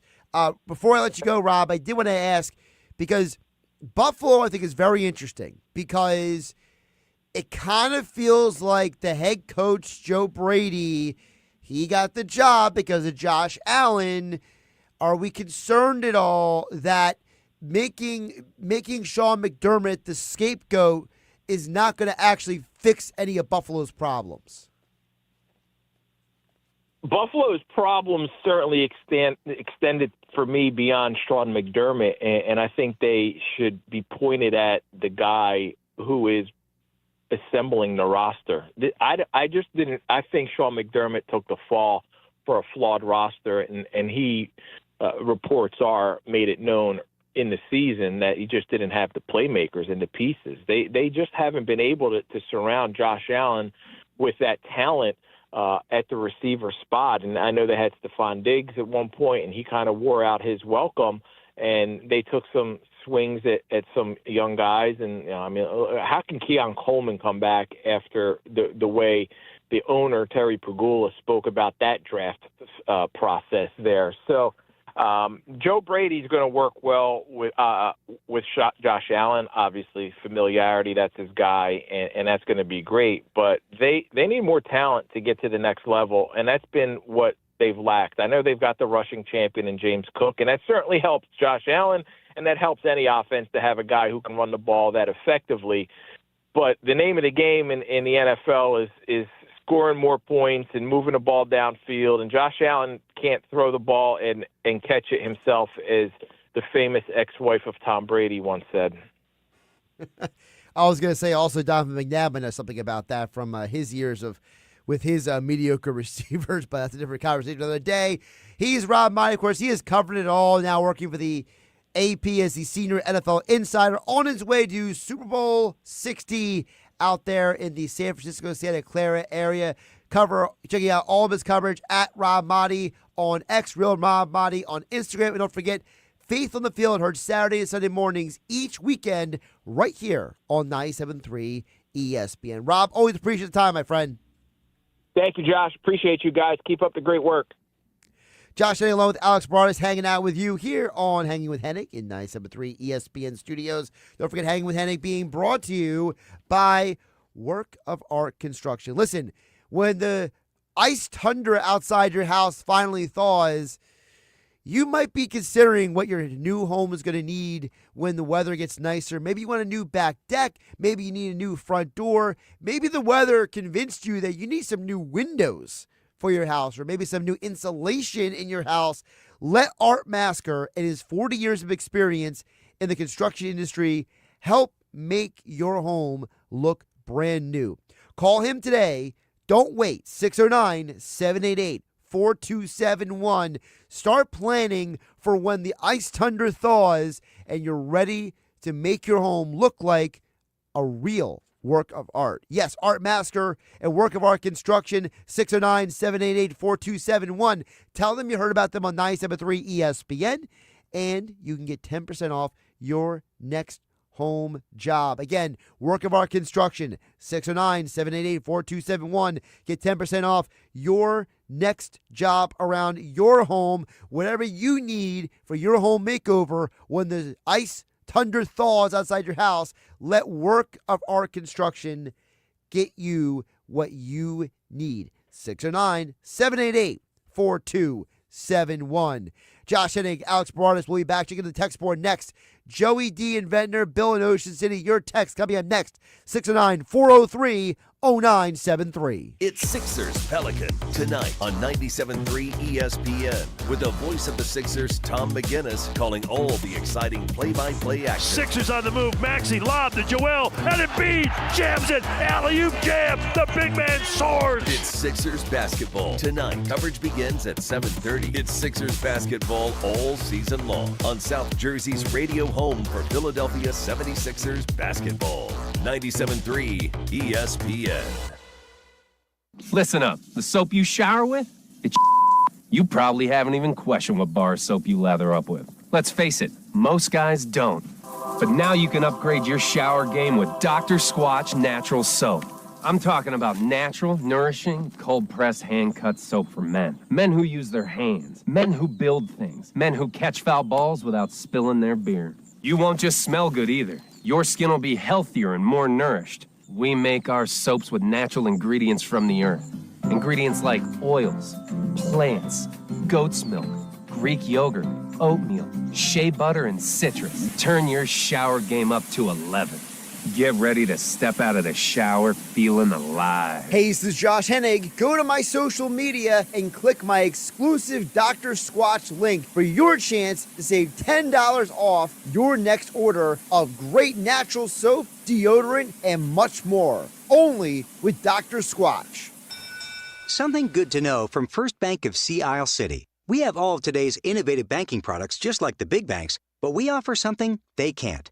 A personal community focus. Let's get you started with Bill Pay. You save time when you pay your bills online. It's fast, easy, and convenient. First Bank of Sea Isle City. A community bank that delivers more for you every day. Personal service, today's technology, from the people who truly care. Learn more at firstbankseaisle.com. Member FDIC, Equal Housing Lender. Any trade goes. Now at RK Kia of Vineland. Still owe thousands on your trade? It doesn't matter. RK Kia wants any trade, regardless of year, make, model, or condition. Drive home a new Kia for $199 a month. $199. Lease new 26 Kia K4 LXs from just $199 a month. $199 for 24 months. New front-wheel drive 26 Kia Sorento S, just $388 a month. $388. Plus, you get RK coverage. No charge. Ding repair, tire repair, wheel repair, windshield repair, and more. No charge. Any trade goes. RK Kia of Vineland. RK does it right. RK Kia of Vineland. MyRKKia.com. MyRKKia.com. To qualified buyers, plus tax and title. For details, call 856-641-1111 or myrkkia.com. When the deals drop at Kohl's, you feel it. You see up to 50% off end-of-season must-haves, plus up to 85% off clearance favorites. And suddenly, your whole world narrows to one thought. Must shop now. Your to-do list gone. Your dinner plans forgotten. It's just you and your cart gliding through the store. Yeah, Kohl's deals will do that to a person. Save in-store and online now. Select styles. Some exclusions apply. See store or Kohl's.com for details. Caesars Sportsbook app is the only sportsbook app with Caesars rewards. Bet on gridiron action, earn perks on every game, like hotel stays, bonus bets, game tickets, and more. Download the app using promo code Radio250BM and get your first bet matched as a bonus bet up to $250 whether you win or lose. Open with new users in New Jersey who are 21 or older. Minimum odds minus 500. Award is non-withdrawable bonus bet expires 14 days after receipt. Bonus bet amount not returned for winning bets. Void where prohibited. See Caesars.com/promo for full terms. If you or someone you know has a gambling problem, call 1-800-GAMBLER. You're hanging with Josh Hennig on 97.3 ESPN FM. I want my picks back.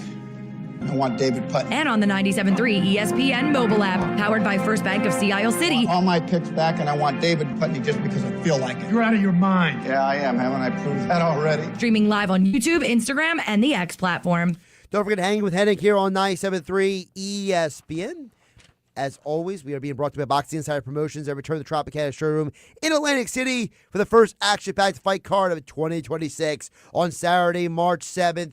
It is, of course, a jam-packed fight card each and every time Larry Goldberg of Boxing Insider Promotions puts on a fight card at the showroom in Atlantic City. And this one is no different, including the undefeated NABF belt holder, Justin Figueroa, Atlantic City's own just-in-time Justin Figueroa, undefeated, back in action on Saturday, March 7th, along with rising star in the women's boxing world, Leah Lewandowski from Berlin, New Jersey, and undefeated heavyweight boxing prospect Josh Popper from Holy Spirit High School are just some of the names that will be in action. You do not want to miss out on any of these Boxing Insider Promotions fight cards. And the next one, you can get your tickets now. Ticketmaster.com for your opportunity to go see all the fights at Tropicana Showroom in Atlantic City. Ticketmaster.com, Boxing Insider Promotions, Saturday, March 7th. All right, Alex, I promise I will get back to the text board here. I don't want to ignore the people at 609-403-0973. 609-403-0973. We'll start with Joey D. in Ventnor. Joey D. says it stinks about Paul George, but they have Oubre, and they played well when he is on the floor. Listen, I think Oubre, we talked about it with Tony Jones previously, Alex, from The Athletic, about how Oubre has been a revelation this year. And you could argue that, yes, as Joey D points out, they are a much more well-rounded team when Oubre is on the floor. Now, listen, you are missing the offensive punch that Paul George can give you at times. So on the floor, there definitely is going to be a little bit missing offensively. But Joey D is right, Alex. Defensively, Oubre is definitely going to be a benefit. Yeah, the whole beginning of the year, it was Oubre. Oubre was the guy, didn't have Paul George. And the offense looks fine. Defense looks fine, too. And you could tell when they didn't have Kelly Oubre for a while there. And the wing position was lackluster. Kelly Oubre is a great offensive piece that you could have. He's got that long wingspan, so on the defensive end, yeah, you're going to be more set than you were with Paul George. Sixers, of course, it's been their problem all year. Transition defense, that's been their problem. They still have to figure that out, but I like what he's saying here. I like Kelly Oubre. I think they can manage this. I think this is a whole lot less of a situation than if you lost a VJ or a Maxey for this time period. Oh, absolutely. And I think that, him not playing 25 games, does it stink? Yeah. Is it annoying? Absolutely. Does it make your eyes roll? Of course. But I'll just also point out, maybe this is being a little Captain Obvious, but you know what? If you're going to save money on the salary cap and it makes making trades easier, I'm down for that. You're going to save almost $6 million off the luxury tax. And if now we can get you under the luxury tax to make some of these trades easier, Alex, I'm game. I'm for that. Maybe that's the only good thing to come out of this is now, as Joel Embiid said it this week, that he wants the team to make moves because he thinks his team is in a win-now position. Well, you know what? If you're in a position to make moves now, hey, maybe Paul George saving you some money can do that. I don't know if that's the best way to look at it, but that's at least a spin I'm taking on it. Bill in Ocean City chimes in. This is for you, Alex. He says, my son played D1 college lacrosse in New Jersey. It's an amazing sport with constant action, says Bill in Ocean City. I'm telling you, now I'm not naive. I know lacrosse isn't the most popular sport out there, but I'm telling you, if you have a negative connotation to the sport, think it's soft for some whatever reason, or just not interested, I'm telling you, give it a chance. You watch one college lacrosse game, probably have someone with you who knows the game so they can, just the ins and outs, basic rules of it. Sure. But the tournament to me is the best. 16 teams get in, winner go home. Championship weekend is the Final Four. Every year, it's on Memorial Day Saturday, the 2 semifinal games.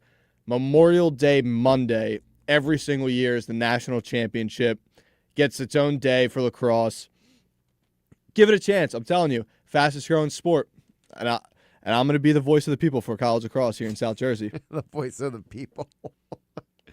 I love that. 609-403-0973. Anonymous texter chimes. They didn't leave their name. Says, by the time the youth will be ready for the Sixers, Joel Embiid will be done. Definitely would trade. He says he definitely would trade for the freak. He's a top 5 player. We can only hope BJ will be half of what Giannis is. Well, here's the problem with that, and this is probably the reason why it's an anonymous texter, Alex, because the texter's losing a lot of context with those statements. Number one, isn't Maxey an all-star starter now? Right? Yes. So what is this youth we're waiting for, first of all? Has not VJ Edgecombe played like a Rookie of the Year candidate already? Yes. So I don't know what he means by the time the youth is ready. Listen, that's the first problem. I think that your context on this is very off, anonymous texter, number one. Number two, it is well known by anyone who listens to 97.3 ESPN for any period of time. I am a massive Giannis Antetokounmpo fan. I have been a fan of his for years. I love the way he carries himself. I love everything about him. There's so much I could go on and on about him. But there's no way I am trading a guy in VJ Edgecombe who is a potential future all-star in this league for a Giannis who now can't stay healthy. Giannis, his physical brand of basketball is wearing down on his body. And whether you want to say that maybe him being in a different organization might be able to help prolong his career, we've seen that with certain players in the past, i.e. Paul George being one of them, right? Paul George had injury issues in his past, and then when he finally got out of Indiana, he didn't have as many injury issues. Maybe you point to that. I don't know. But I am not trading a guy with VJ's ceiling for a guy in Giannis, number one, who he's injured right now. He's got that calf injury right now, number one. And what do they always say? Calf injuries lead to what, Alex? Achilles. Right. So, no, I am not trading a future star for a guy who might have an Achilles injury around the corner, number one. Number two, how on earth is Giannis and Embiid going to coexist? Giannis is a guy who needs the ball in his hands and goes downhill. Joel Embiid, it's already bad that Joel Embiid doesn't know where he belongs on the floor half time. Like, listen, Joel's great. Love Joel. One of the best Sixer players of the last, 50 years. The reality is that Joel has had his success because people space the floor around him. Giannis is not a floor spacer. Giannis is a space taker-upper. So I have no clue how Giannis and Embiid would play together on the same floor, Alex. I think that if you were to bring in Giannis, you'd have to get rid of Embiid. And I don't see a scenario where the Bucks would take Embiid, considering the fact that all the reports say that the Bucks want a young player and or draft picks. And don't forget, who owns the Bucks now? Who is the managing, controlling partner of the Milwaukee Bucks? It is Jimmy Haslam. Yes, the Jimmy Haslam that owns the Cleveland Browns. Do you think in any reality that Jimmy Haslam is going to make a smart decision with his organization? Come on. I really agree with the first point you brought up, the youth movement. I'm not going to say Tyrese Maxey's a superstar yet, but he's on that cusp of turning from a star into a superstar. Exactly. VJ Edgecombe, Rookie of the Year contender. He's a star now, too. I don't care. I'm putting him in that star category. The youth is now. Like, I guess you're saying you're going to wait till he's in his prime. Like, VJ's kind of, he's ahead of the timeline here. And I just want to give a big shout out to Dr. Jonathan Glasgow. I think that's how you pronounce his name. The man who did wonders on Joel Embiid's knee. Because right now, Joel Embiid, I think he's back. I might be falling for the bait time and time again as a Sixers fan, but I think Joel's back. His knee looks good. He's not a bag of bones anymore, maybe. And look, if you get this healthy Joel Embiid giving you 38, 30 points a night, Sixers are going to make some noise. Sixers are absolutely going to make some noise with or without Giannis Antetokounmpo. And it's going to be due part to VJ and Maxey, the youth movement, who it's already here. We don't have to wait for anything. It's already here. Right. And the process, Joel Embiid. If Dr. Jonathan Glasgow has done his job good enough and this knee can hold on throughout the rest of the year. Well, doesn't that make it what Joel Embiid said even more important, right? That he's saying we got to make moves. We got to make the team better. Well, doesn't that make it more imperative to go out and make a trade at the deadline, Alex? It does. But the thing you brought up earlier, I believe it was in the first hour, about Andre Drummond. He's kind of taken a little bit of a back seat here. Adem Bonus kind of stepped up into that backup center role, but the thing that the Sixers team also is missing is the rebounding front. Andre Drummond was that guy. He would offensive boards, defensive boards. He was just gathering every rebound he could. As you said, Joel Embiid has no idea where to play on the floor. That's my critique for him, even though I just praised him. He plays on the perimeter too much. When you have your center on the perimeter, obviously you're going to lack the rebound number. But it's not just the perimeter. It's the fact that, like, how many times do you watch a Sixers game and it's like everyone else is running the offense and Joel looks like he's just like wandering around like no man's land. He's just standing waiting for his opportunity. But then he does get the bucket, though. But I do like when Drummond's on the floor because Bone is an undersized guy. So is Drummond, but Drummond fights for those boards. He gets those boards. He prolongs those possessions. I feel like every time the Sixers play, they're always losing the second chance point battle. And when you have a guy like Drummond on the floor, those numbers get a little more even than they usually would be. Listen, I keep going back to the reality that I think that, people have a perception of Embiid and they have a perception of this team that seems to be that seems to be based in something that I don't fully understand. Okay, because we have a follow-up text from the guy who we were talking about, this anonymous texter. He says Cooper Flag is hands down Rookie of the Year. Okay, that's cute. I said Rookie of the Year candidate. Hey, buddy, you know how Rookie of the Year candidacy works? Here's how it works. Here is how the voting works for every award in sports. Mr. Anonymous, you vote for first, second, third place. If you are a finalist, it means you are voted for in first, second, or third place. This guy keeps putting no name to it, so I really don't put any validity to what he's saying. You're saying, okay, I just want to put your trade package out there. Paul George, VJ Edgecombe, 2 to 3 first rounders. No. First of all, the Sixers don't even have their first round pick this upcoming year. If it's a protected pick to the OKC Thunder. So I don't know how that's going to work out. VJ, they're not allowed to trade that pick. Yeah, so I don't know. You're going to trade 4 years down the line? All right, cool. Then we'll probably be in the exact same spot we were at. But he makes another point saying, you're talking like they're 20 games over 500. I'm just saying, let this team get in the playoffs healthy. They're making noise. There's not a lot of teams in this Eastern Conference that really scare me. The one team I will say, though, if Tatum is all right for the playoffs, Boston could be a real issue. They could be. Jaylen Brown's playing like I think it comes down to the Magic's health, though. Magic, all right, cool. Pistons, you're kind of the same team that you were last year. Cade Cunningham, no doubt about it. Listen, MVP. Cade caliber. Cunningham's a stud, but I don't believe in the Pistons' depth.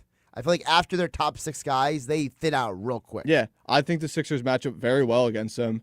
But look, I'm not saying they're going to go win the championship this year. I think that it's coming out of the West, one of those powerhouses. But I just think trading for a deteriorating asset, which this team has done time and time and time again. Too many times. Too many times. Why would we do that yet again when, unlike the Philadelphia Flyers, who did just make it a 1-goal game with a Trevor Zegras goal, change it up. Go for the youth. Go for these young guns. Let these guys get these good young prospects and let them develop and let this team be great for years to come. I actually like the suggestion that Joey D just chimed in with at 609-403-0973. He says, go out and get Yusuf Nurkic. I like that idea. He says he's your rebound, putback guy, and defender. Yeah, I mean, I got to look at what his contract numbers are, but if you're saying I might need to unload Andre Drummond to make things more flexible for trades, I don't know. Utah doesn't need Nurkic. Utah is a whatever team. Go get him. Why not? I like that idea. Again, but though, so he's in the final year of a 4-year, $70 million contract. I'm all right with that. A 1-year rental player, and then maybe you get him on board going next year and the years after on a lesser deal than that. How much is the salary for this year? That's the only question. Let's see here. 19. Yeah, come on. That's a lot, but all right, yeah, maybe that is a lot. That is a lot. Yeah, maybe, all right, maybe that is a lot. I like the idea in principle, Joey D. I don't know how the money would. I'd have to run like 20 simulations to the trade machine to figure out how that would work, because the problem with Drummond is he makes $5 million, I believe. So, and I think Drummond and McCain together are like 11, I think. So you're still about $8 million short for Nurkic. My fear with McCain is he's going to turn into that SGA Tyrese Halliburton type player, not to the caliber that they're at. Jared McCain? No. I'm not. Give me a second. Please rephrase that. Not to the caliber of player that they're going to be, but he's the type of player I could just see it. First year or two looks good, but doesn't look great. Trades to another organization, turns out to be an absolute stud. That's exactly. Clippers had SGA, moved him to OKC. Now look at him. Sacramento, we were just talking about them. The Sixers just beat them. Sacramento had Tyrese Halliburton. I blanked on the name there. Moved him, took him to game 7 against the finals against SGA. Now I'm not saying he's going to be that caliber of player, but I think it's going to be one of those situations where if you move him for just a Yusuf Nurkic type guy, you're going to be looking back in like 2-3 years and be like, wow. My only pushback on that, and we can get into this more as the show progresses, but my only pushback on that is I think that you're overestimating McCain's tools. Either that or Nick Nurse is the worst coach in the NBA. Because if McCain was as good as you're verbalizing, McCain should be running the point when Maxey isn't on the court. Well, I think Quentin Grimes is throwing a little monkey in that wrench. And what's he on, a 1-year deal here? Grimes, yeah. Yeah, I think they might not be able to re-sign him after So maybe Grimes like a bridge until McCain's ready for next year? Yes. Kind of like what a Nakobe Dean and Jahad Campbell situation is going. It's an interesting analogy. Interesting, but does it not kind of work? It does. Listen, I don't dislike McCain. I just don't know what his ceiling is because of the fact that, to me, and again, this is my opinion. Now I'm going from objective to subjective here. My opinion is that if his ceiling was as high as you're describing it, the Sixers would find other uses for him than just being basically a spot-up shooter off the bench. Well, I'm not saying he is not going to be SGA. I want that perfectly clear. Okay, let me clarify. I'm not saying that you're saying that, but what I'm saying is that if your opinion of Jared McCain is what is his ceiling, Fred VanVleet? Like, are we talking about like that kind of guy? A better shooter. I mean, VanVleet's pretty good. Yeah, but maybe a more athletic Tyler Hero. That's a pretty good guy off your bench. But what I'm saying is that if you're saying that that's what his potential is, that he could be something like those kind of players, right? Mm-hmm. Like that's more in the range of what you're describing. Yeah. Okay. So I'm trying to keep you out of trouble over here, okay? I just don't. Would you be open to trading a guy with that kind of upside if you see it that way for a 1-year, $20 million rental in Yusuf Nurkic to get you more boards off the bench? I mean, I wouldn't do it necessarily, but the problem is that making any of these deals, you got to trade somebody. And right now, with Paul George suspended 25 games and Andre Drummond only making $5 million, who you trading? Yeah, their contracts-wise aren't in a great spot to be able to make moves. He's Alex Berardis. I'm Josh Hennig, hanging with Hennig here on 97.3 ESPN FM. Streaming live on YouTube and X to the Dr. Squatch Virtual Studios. Don't forget, Hanging with Hennig being brought to you by my friends over at Caesars Sportsbook, the only sportsbook app offering you Caesars rewards. Download the Caesars Sportsbook app and build the perfect same-game parlay, but not just for the action on the gridiron. We got basketball. We got hockey season going on. This is the time of year to get in on all the action with Caesars Sportsbook and earn perks on every game, like hotel stays, bonus bets, game tickets, and more. Download the app using my promo code radio250BM and get your first bet matched as a bonus bet up to $250 whether you win or lose. Open to new users in New Jersey who are 21 or older. Minimum odds minus 500. Awarded as a non-withdrawable bonus bet that expires 14 days after receipt. Bonus bet amount not returned for winning bets. Void where prohibited. See Caesars.com/promos for full terms. If you or someone you know has a gambling problem, please call 1-800-GAMBLER. And we talk about those bonus bets and the perks you can get from the Caesars Sportsbook. One of those opportunities you can get with those perks, use them as the Harrah's Resort, Atlantic City. Sunday Splash, a high-energy Super Bowl party at the pool at Harrah's Resort in Atlantic City, starting at 4 p.m. on Super Sunday. Yes, Super Sunday is Super Sunday Splash at Harrah's at the pool in Atlantic City. So when you get those perks from the Caesars Sportsbook app, you can use them at Harrah's Resort along with Tropicana Atlantic City and Caesars Atlantic City. We'll wrap up the second hour of the show. Coming up next, Josh Hennig, Alex Berardis, hanging with Hennig on 97.3 ESPN. Listen to Super Bowl 60. The Seahawks are going to Super Bowl 60. It's a rematch with the New England Patriots in Super Bowl 60 in Santa Clara. Sunday, February 8th, complete coverage of the big game is on Westwood One. Hi, everybody. I'm Scott Graham. Join Kevin Harlan, Kurt Warner, Laura Oakman, Gene Steratore, Ryan Harris, and me for all the action right here. Listen to Super Bowl 60 exclusively on 97.3 ESPN. Coverage begins at 5 p.m. Tired of cooking and planning all of your meals each and every day? You need Prevail Nutrition to simplify your life. For almost a decade, Prevail Nutrition is a local meal prep company located in South Jersey that allows customers to design their own meal plan. Or you can choose from a wide variety of chef-designed meals on their weekly changing Prevail Selects menu. You can order online for pickup or get free delivery on orders of over $50. Prevail Nutrition delivers to Atlantic and Cumberland counties along with Ocean City. Or you can pick up your meals every Monday and Friday. Learn more about how Prevail Nutrition can simplify your life. Visit their website at prevailnutrition.club. Check out Prevail Nutrition on Facebook and Instagram. Prevail Nutrition is my go-to choice for prepared meals and food. Order online, like me, at prevailnutrition.club. Making your home look brand new is what Work of Art Construction can do for you. Ready to remodel your bathroom or have a kitchen makeover? Art Masker has 40 years of experience in construction and knows how to make your home look like a work of art. Want to install a new back deck or invest in a new front door? Just call Art Masker at 609-788-4271 to learn more. Visit Work of Art Construction on Instagram to see how Work of Art Construction can make your home look brand new. Beautify your home with Work of Art. Call him at 609-788-4271 and let them make your home truly a work of art. Any trade goes now at RK Kia of Vineland. Still owe thousands on your trade? It doesn't matter. RK Kia wants any trade, regardless of year, make, model, or condition. Drive home a new Kia for $199 a month.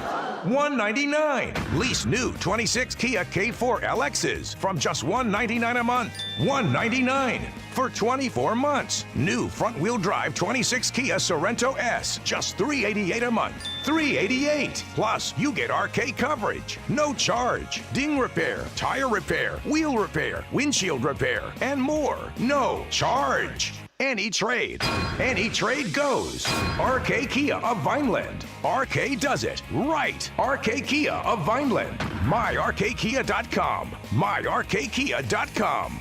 To qualified buyers, plus tax and title. For details, call 856-641-1111 or myrkkia.com. With other language learning apps, I was just playing games. I wasn't really learning. Babbel's different. Babbel was designed by over 200 language learning experts to be the most effective way to learn another language. Every time I open the app, I can choose to work on my writing, speaking, or listening. And it saves my mistakes for me to review, so I'm constantly improving. Before Babbel, I thought I just wasn't good with languages. But now I'm speaking French. Tout ça, c'est grâce à Babbel. Save up to 50% on your Babbel subscription when you sign up at Babbel.com. BABBEL.com. Hi, Merrill Reese from Mike's Seafood Polar Bear Run Walk for Autism in Sea Isle City. Come join over 5,000 participants in the 5K race and the Family Fun Walk, followed by a great after party. The party is not just for the runners and walkers, it's for the entire family. They'll have clowns, superheroes, and face painters for the kids. For more information or to register, go to polarbearrunwalkforautism.com. Any day you can do something for children with disabilities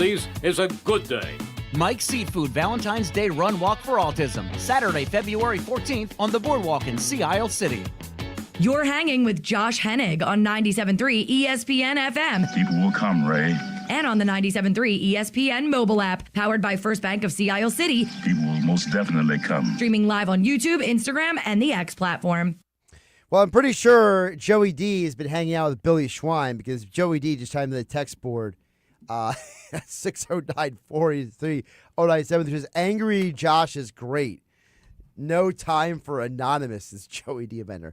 By the way, we can confirm that the anonymous texter who now basically went out of his way to rip Alex for no reason at all on the text board says he's done with the show. Apparently it's Trey in Hamilton. So there you go, like that, Trey? I got sources everywhere finding you out. Yeah, I got voices in my head. Alex has got sources. Yeah. Speaking of voices in my head, really quick, do you have a pick or a prediction? Because Royal Rumble is actually starting in about 3 minutes. I think it's the Tribal Chiefs time yet again. Roman Reigns. My dark horse is Obafemi, actually. I would love that. I would love them to pull that trigger. I do think he's going to be in the Final Four. I would love that to happen. I think the vision's going to turn on each other. I think someone's going to turn coat, and that's going to stop Breaker from winning, and it's going to mess up the vision, and then Seth Rollins has to come back and fix everything. What about the Women's Royal Rumble? I think it's Liv Morgan's time. She's been doing too good of work as of late to not get rewarded for it. And I don't know, let's see a new winner. She's never won one. I think that someone is going to backstab Liv, and I think it's going to be Roxanne. Now, the only dark horse I see is if Bianca Belair returns. There's a lot of people who think Belair's going to return for this. Then I just see her just cleaning cleaning house. Or actually, never mind. I'm not going to say that part. No, because I had a thought, and then I thought deeper into it, and I was like, no, never mind. By the way, I think that McIntyre wins. I think he beats Sami Zayn. And I think that AJ Styles does win. See, I think it's wraps for AJ. I think he's going to go on a TNA run, do his best hits at TNA, and then call it a career. That'd be disappointing. I think they want to give AJ a little more love on this run. See, to me, I would say that, but then they just did some of his best hits, a CM Punk match on Raw, a Nakamura match on Saturday Night's Main Event. They kind of did the John Cena treatment where it's you get your best rivalries at the end there. I hope not. All right, he's Alex Berardis. I'm Josh Hennig. We'll get back into the Sixers, Eagles, and some Flyers talk coming up next. Don't forget NBA Insider Brandon Scoopy Robinson will join us coming up at 2:25 today, hanging with Hennig on 97.3 ESPN. Listen to Super Bowl 60. The Seahawks are going to Super Bowl 60. It's a rematch with the New England Patriots in Super Bowl 60 in Santa Clara. Sunday, February 8th, complete coverage of the big game is on Westwood One. Hi, everybody. I'm Scott Graham. Join Kevin Harlan, Kurt Warner, Laura Oakman, Gene Steratore, Ryan Harris, and me for all the action right here. Listen to Super Bowl 60 exclusively on 97.3 ESPN. Coverage begins at 5 p.m. For 23 years, we've helped athletes at all levels at Clemic Performance Method, from youth to pros, increase maximum velocity, acceleration, vertical leaps, and general physical preparedness. We offer youth, high school, and pro college classes. Our proven results have earned national recognition from NFL coaches, sponsors, and a feature on ESPN Radio's Sports Science segment.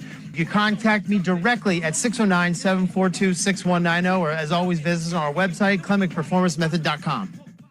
Hey, Josh Hennig here to tell you about how Jenkins Plumbing, Heating, and Air Conditioning has helped your favorite football team. Did you know that over 40 years ago, John Jenkins Sr. invented the heated seat that football players sit on today? Yes, the Jenkins family created a way for football players to weather the extreme cold. Now imagine what Jenkins can do for your home. Call Jenkins for plumbing, drain cleaning, and leak repairs, gas furnace boiler, and hot water heater replacements. Call Jenkins today at 609-641-6262, online at jenkinsandsons.com. My brother, who's older, is a tough guy. He always gets me something, and I have to appreciate it. Hey, man, I got you this. It's a knife. It's a buck knife, like 11-inch Bowie knife. I know you like knives. I go, I do? He goes, well, at dinner, you're always like, can I have a knife? David Spade, I Got a Feel For It tour. Saturday, March 7th, Ovation Hall and Ocean Casino Resort. Tickets are on sale now at theoceanac.com. Sunday morning in the locker room with Billy Schwein, producer Alex Berardis, my twin brother Bobby Schwein, and my intern Erin Ewing join me in the studio. We'll recap the Sixers and Flyers Saturday night action. Then we will talk Phillies baseball as pitchers and catchers report to Clearwater February 11th with former Philly outfielder Milt Thompson. Hour 2, Mr. Negadelphia PJ Korda checks in, brought to you by the Vassar Pool Service. Eagles talk and more. It's the locker room with Billy Schwein, Sunday morning from 10 a.m. to noon on 97.3 ESPN. Finally! This is Hanging with Hennig. I have friends everywhere. On 97.3 ESPN Radio, South Jersey. In New Jersey. Am I right? Yeah. Live feed on the 97.3 ESPN mobile app, powered by First Bank of Sea Isle City. It seems to run on some form of electricity. Well, you're not wrong. Streaming live on YouTube, Instagram, and the X platform. The internet is a communications tool used the world over where people can come together. Now, here's your host. He's not gone. That's the whole point. He's never gone! Josh Hennig. Hour 3 of Hanging with Hennig. Josh Hennig along with Alex Berardis here on 97.3 ESPN FM, 97.3 ESPN. Mobile app powered by First Bank of Sea Isle City. Just want to do a little clean up here. So coming up in about 25 minutes from now, NBA insider Scoopy Robinson will join us to talk more about the NBA and the Sixers. Although we're so heartbroken, the trade from Hamilton will no longer be listening to the show. Also, we will be on the road the next 2 weeks. Next Saturday, I will be broadcasting live from the Piccalilli Inn in Shamong, getting you ready for the big game on Sunday. Of course, you can hear Super Bowl 60 right here on 97.3 ESPN. And then following me next Saturday will be a special Best of the Sports Bash. If you miss any of Mike Gill and the Sports Bash's interviews from Wednesday, Thursday, and Friday next week, Mike Gill and the Sports Bash, Nick Earnshaw, Alex Berardis, Billy Schwein, they're all going to be out there in San Francisco, Santa Clara for Super Bowl Radio Row. If you miss any of Mike Gill's interviews next week, you can hear them all following me next Saturday right here on 97.3 ESPN starting at 3 o'clock. And then the following Saturday, I will be broadcasting live from Mike's Seafood Run Walk for Autism. Of course, we are always happy to support such a great cause. They had a record turnout last year, and hopefully it warms up so we can actually have a great turnout again this year as well. I really hope everyone can, in any way you can, be a part of contributing to the Mike's Seafood Run Walk for Autism, the broadcast we do out there. This will be my third year out there, but Mike's Seafood has been doing this for almost 20 years now. And again, if you want to participate in the Run Walk for Autism, visit polarbearrunwalkforautism.com, because any day you can do something with children with disabilities, it is a good day.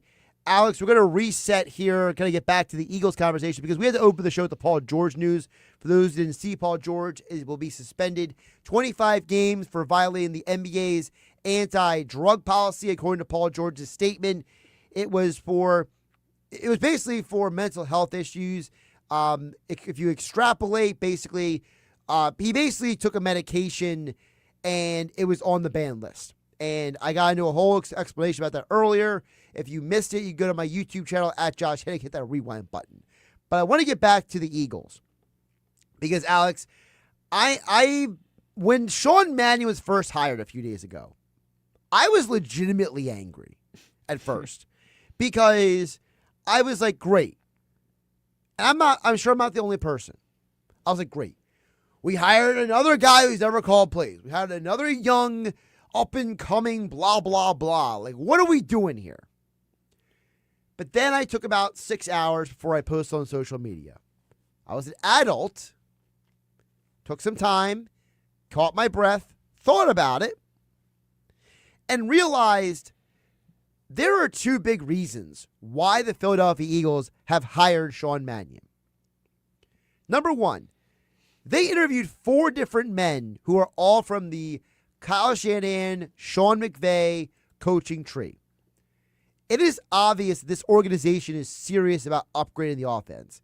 To me, it is very obvious they are serious about the idea that this offensive passing game is not good enough. So we need to bring in somebody who is going to help fix that.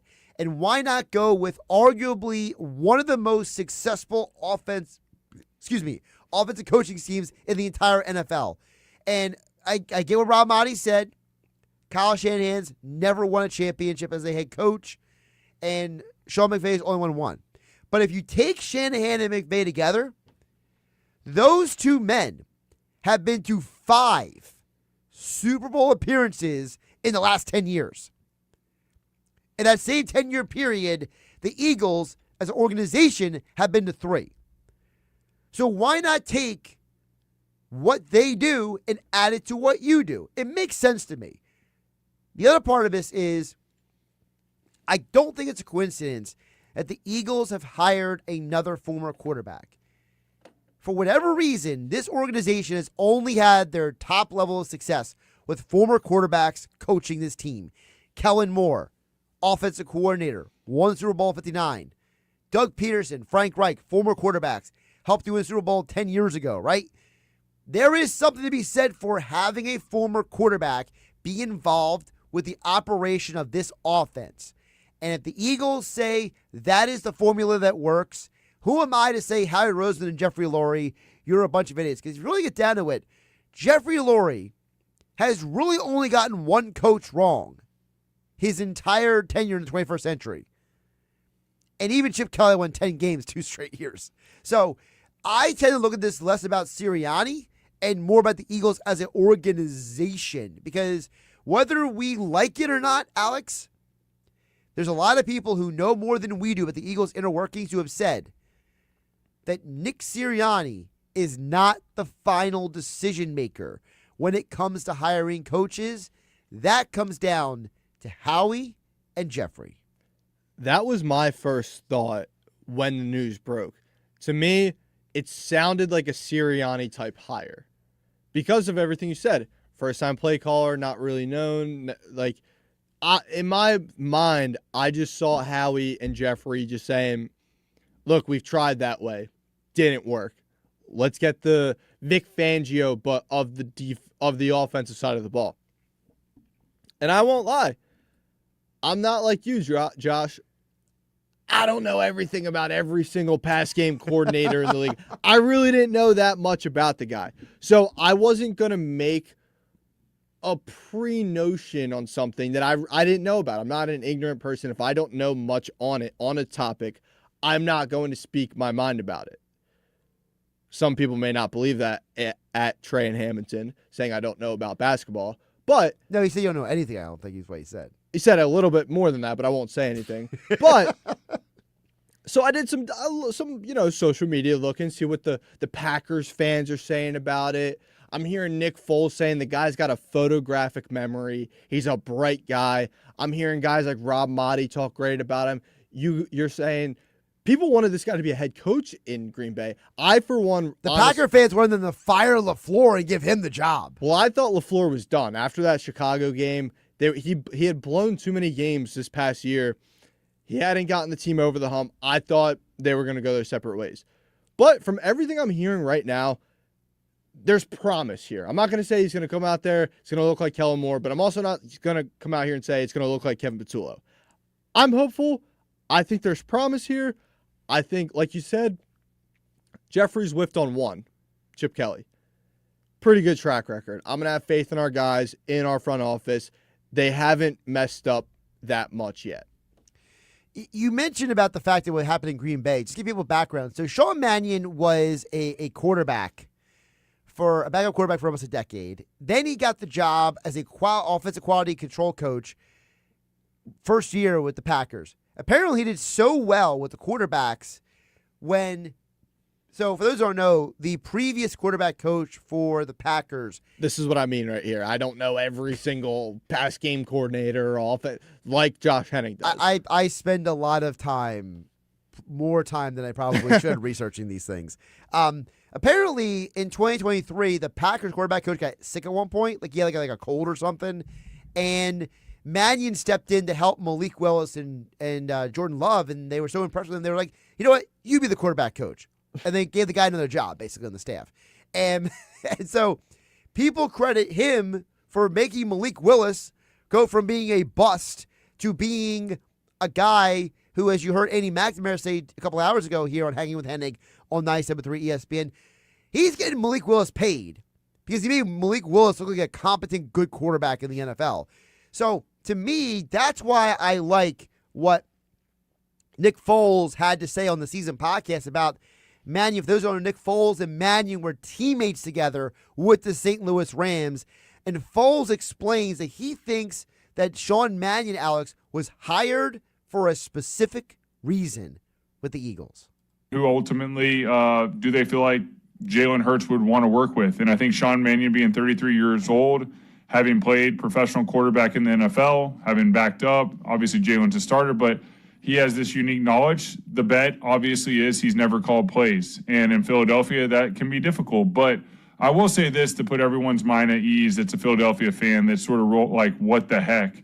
Sean is one of the more bright football minds I have been around in my career. He will be, I'm guessing right now, I would say he'd be a head coach in the NFL in the next several years. I expect him to do really well. See, I had a question for you, and it was about that last thing that Nick said. To me, I might be wrong on this, but to me, when you're hiring a young guy who's never called plays before, and let's say this turns out good, Super Bowl appearance, Super Bowl win, offense looks 10 times better than what it did last year. To me, in my mind, I see a young guy in Sean Mannion. It's his first ever year off calling plays on the offense. I'm not 100% sure that offseason he would be getting poached for a head coaching job because of how little experience. Now, yes, if in my hypothetical here, it's a great year. Super Bowl appearance, Super Bowl win, something along those lines. But I think because he's so young and not that experienced, I don't know if he's getting poached as quickly as some of the other candidates would have to be a head coach. Well, maybe not. I think that the NFL is a weird league where, like, guys... I'm trying to say this delicately before we get to the text board at 609-403-973. How guys interview seems to be way more important than if they're a good coach sometimes. And so if Mannion's a guy who can walk into a room and put up a good PowerPoint presentation, he might be able to get a head coaching job kind of thing. For example, one of the reasons why, for those who don't know the whole story, Eric Bieniemy could never get a head coaching job is because apparently he was a horrible interview. Apparently, every time he interviewed for head coaching jobs, like, people were like, dude, no, we are not hired. And I hate putting it out that way because to me, it's not a Mannion versus Bieniemy thing. It's more of a, people forget that the people who run these organizations are still billionaires. And when you're a billionaire, you liked being talked to and catered to a certain way.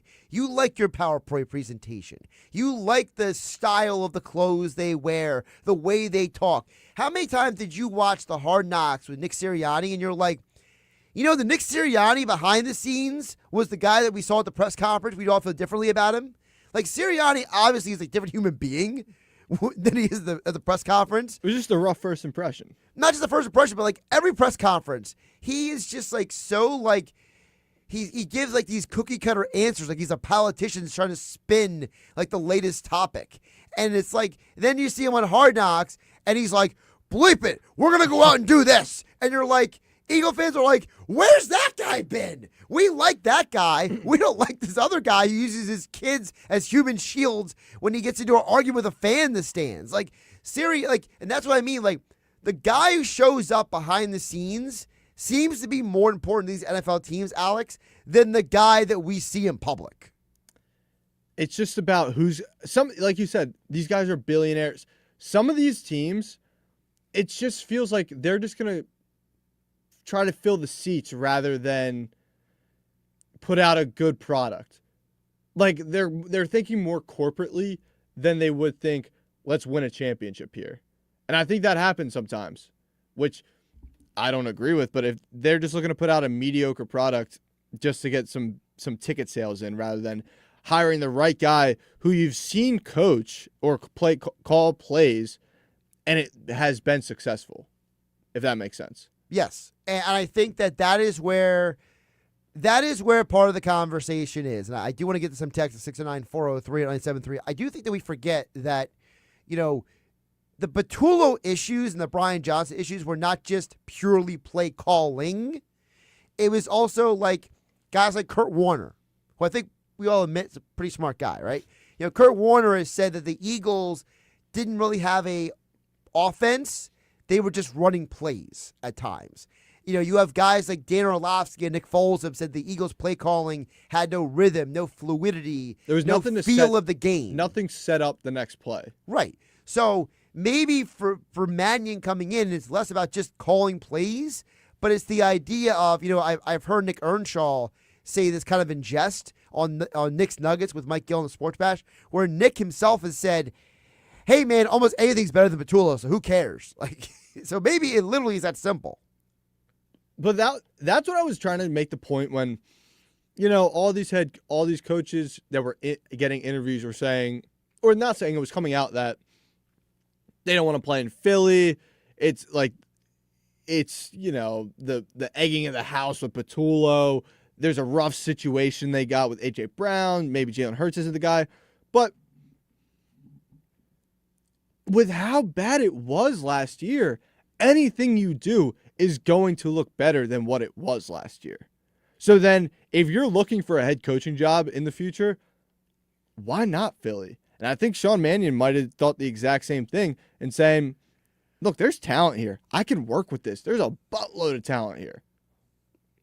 609-403-0970. Glenn in Northfield chimes is, hey, guys, I played lacrosse at Georgia Southern. And in my year, I was first team all-conference creaseman. What's a creaseman? See, I think he's talking offensive there because you stand on the crease front presence, kind of like a guy in the paint, like a box and one kind of thing. Like, I'm assuming he says offense, but you could also be a defensive crease guy. But look, there's a lot more lacrosse players out there than people know about. It's a bigger sport than people want to give it credit for. And like I said, I'm the voice of the people here in South Jersey for college lacrosse and lacrosse as a whole. Listen, I don't mind lacrosse. I mean, it's certainly more interesting than soccer is. Watching a soccer game is like watching paint dry. Lacrosse is kind of like hockey, just not on skates. That's what first drew me to lacrosse to play it. See, we know what made me look at lacrosse differently wasn't that it was similar to hockey. It was similar to field hockey. Okay. Because of the fact that, like, a hockey game, guys can just skate endlessly and almost nothing, like, happens, like, offensively. Whereas, like, field hockey and lacrosse, there's all kinds of weird stuff going on, like, in between goals being scored. If you're not paying attention, you might miss something. Does that make sense? Yeah, and the creativity that you can see in lacrosse games, it's really nothing like any sport I've watched. Hockey, there's only a certain amount of ways you can shoot a puck. Forehand, backhand, maybe if you want to get cute with it, you can go a lacrosse goal. The Michigan, it's called. But the creativity that you can see in lacrosse, and for some reason, there's this connotation with lacrosse that it's a soft game. I don't know, maybe it's a whole... Who says that? I think it might be the whole rich kids play lacrosse, that kind of thing. Wow. But if you watch a lacrosse game, I've played lacrosse, I will tell you, getting wailed on by a 6-foot pole on your arms and forearms, it's not fun. And then getting lit up by a huge defenseman putting a shoulder into, it's not fun. It's not a soft sport. I just, don't come at me with that. I can't. If you're the person who says lacrosse is a soft sport because of, You've never seen a lick of it. yeah, I can't work with that theory. By the way, Glenn from Northfield goes on to say, how do the Eagles look with so many guys need to be re-signed? Well, Glenn in Northfield, I said it before, I'll say it again. I think Dallas Goedert is gone.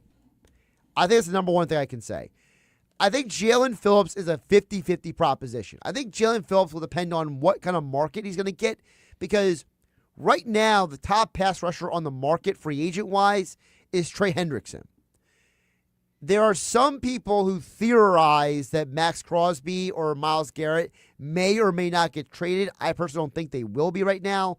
So if Jalen Phillips is like the second or third best pass rusher on the market, you got to figure out how do the Eagles re-sign him without breaking like the entire salary cap. Now, I don't want to interrupt here, but salary cap's going up by a ton. It is going up a lot. That news broke yesterday. It's breaking the $300 million. It's going to go up to $300 million, yeah. That gives these teams a guy like Howie Roseman to make some plays here. Right, more wiggle room. Yeah. The Nakobe Dean thing is interesting because is Nakobe Dean willing to come back on a contract that reflects his injury history? If not, he's gone. See, that's how I feel with Reed Blankenship, but not on an injury front. I think just talent front. I think he's the kind of guy who would take a hometown discount, and that's kind of the only way I see Reed coming back. I think Reed's coming back no matter what. I hate putting it that way, but the only way he's not coming back is the Eagles don't want him back, if that makes sense. I think that's kind of how I look at it with Reed. By the way, Glenn says I was a defenseman. Okay, yeah. I played defense my freshman year of high school and all middle school, so just give you a little clarification. But, yeah, I think that Goddard is gone. Jalen Phillips 50-50. Nakobe Dean is 50-50. I think Blankenship is back. And I think Dotson is gone. I think he's going to get a nice deal with someone like Washington who will probably pay him to come back. Maybe not Washington because they got rid of him. You know who might sign Dotson is the Steelers. With Mike McCarthy there now, they're going to start collecting wide receivers like candy. Dotson is one of those players that he's going to, there's always a need for a guy like Jahan Dotson. That number 3 could step in as a number 2 receiver if need be. There's always a market for a guy like that. I don't think that's in Philly anymore. Though. No, it's not. We got more text to get to a little bit later in the hour. I see Matt from EHT. I love his text that came in at 609-403-73 along with Bill in Ocean City. Your text coming up. But on the other side, we're going to get back to the basketball. The NBA trade deadline is 5 days away. While Alex and the Sports Bash with Mike Gill are live in San Francisco, the NBA trade deadline is going to drop, and get more insight on it will be NBA insider Brandon Scoopy Robinson. He'll join us next here on Hanging with Hennig. Josh Hennig, Alex Berardis, hanging out with you on 97.3 ESPN. Listen to Super Bowl 60. The Seahawks are going to Super Bowl 60.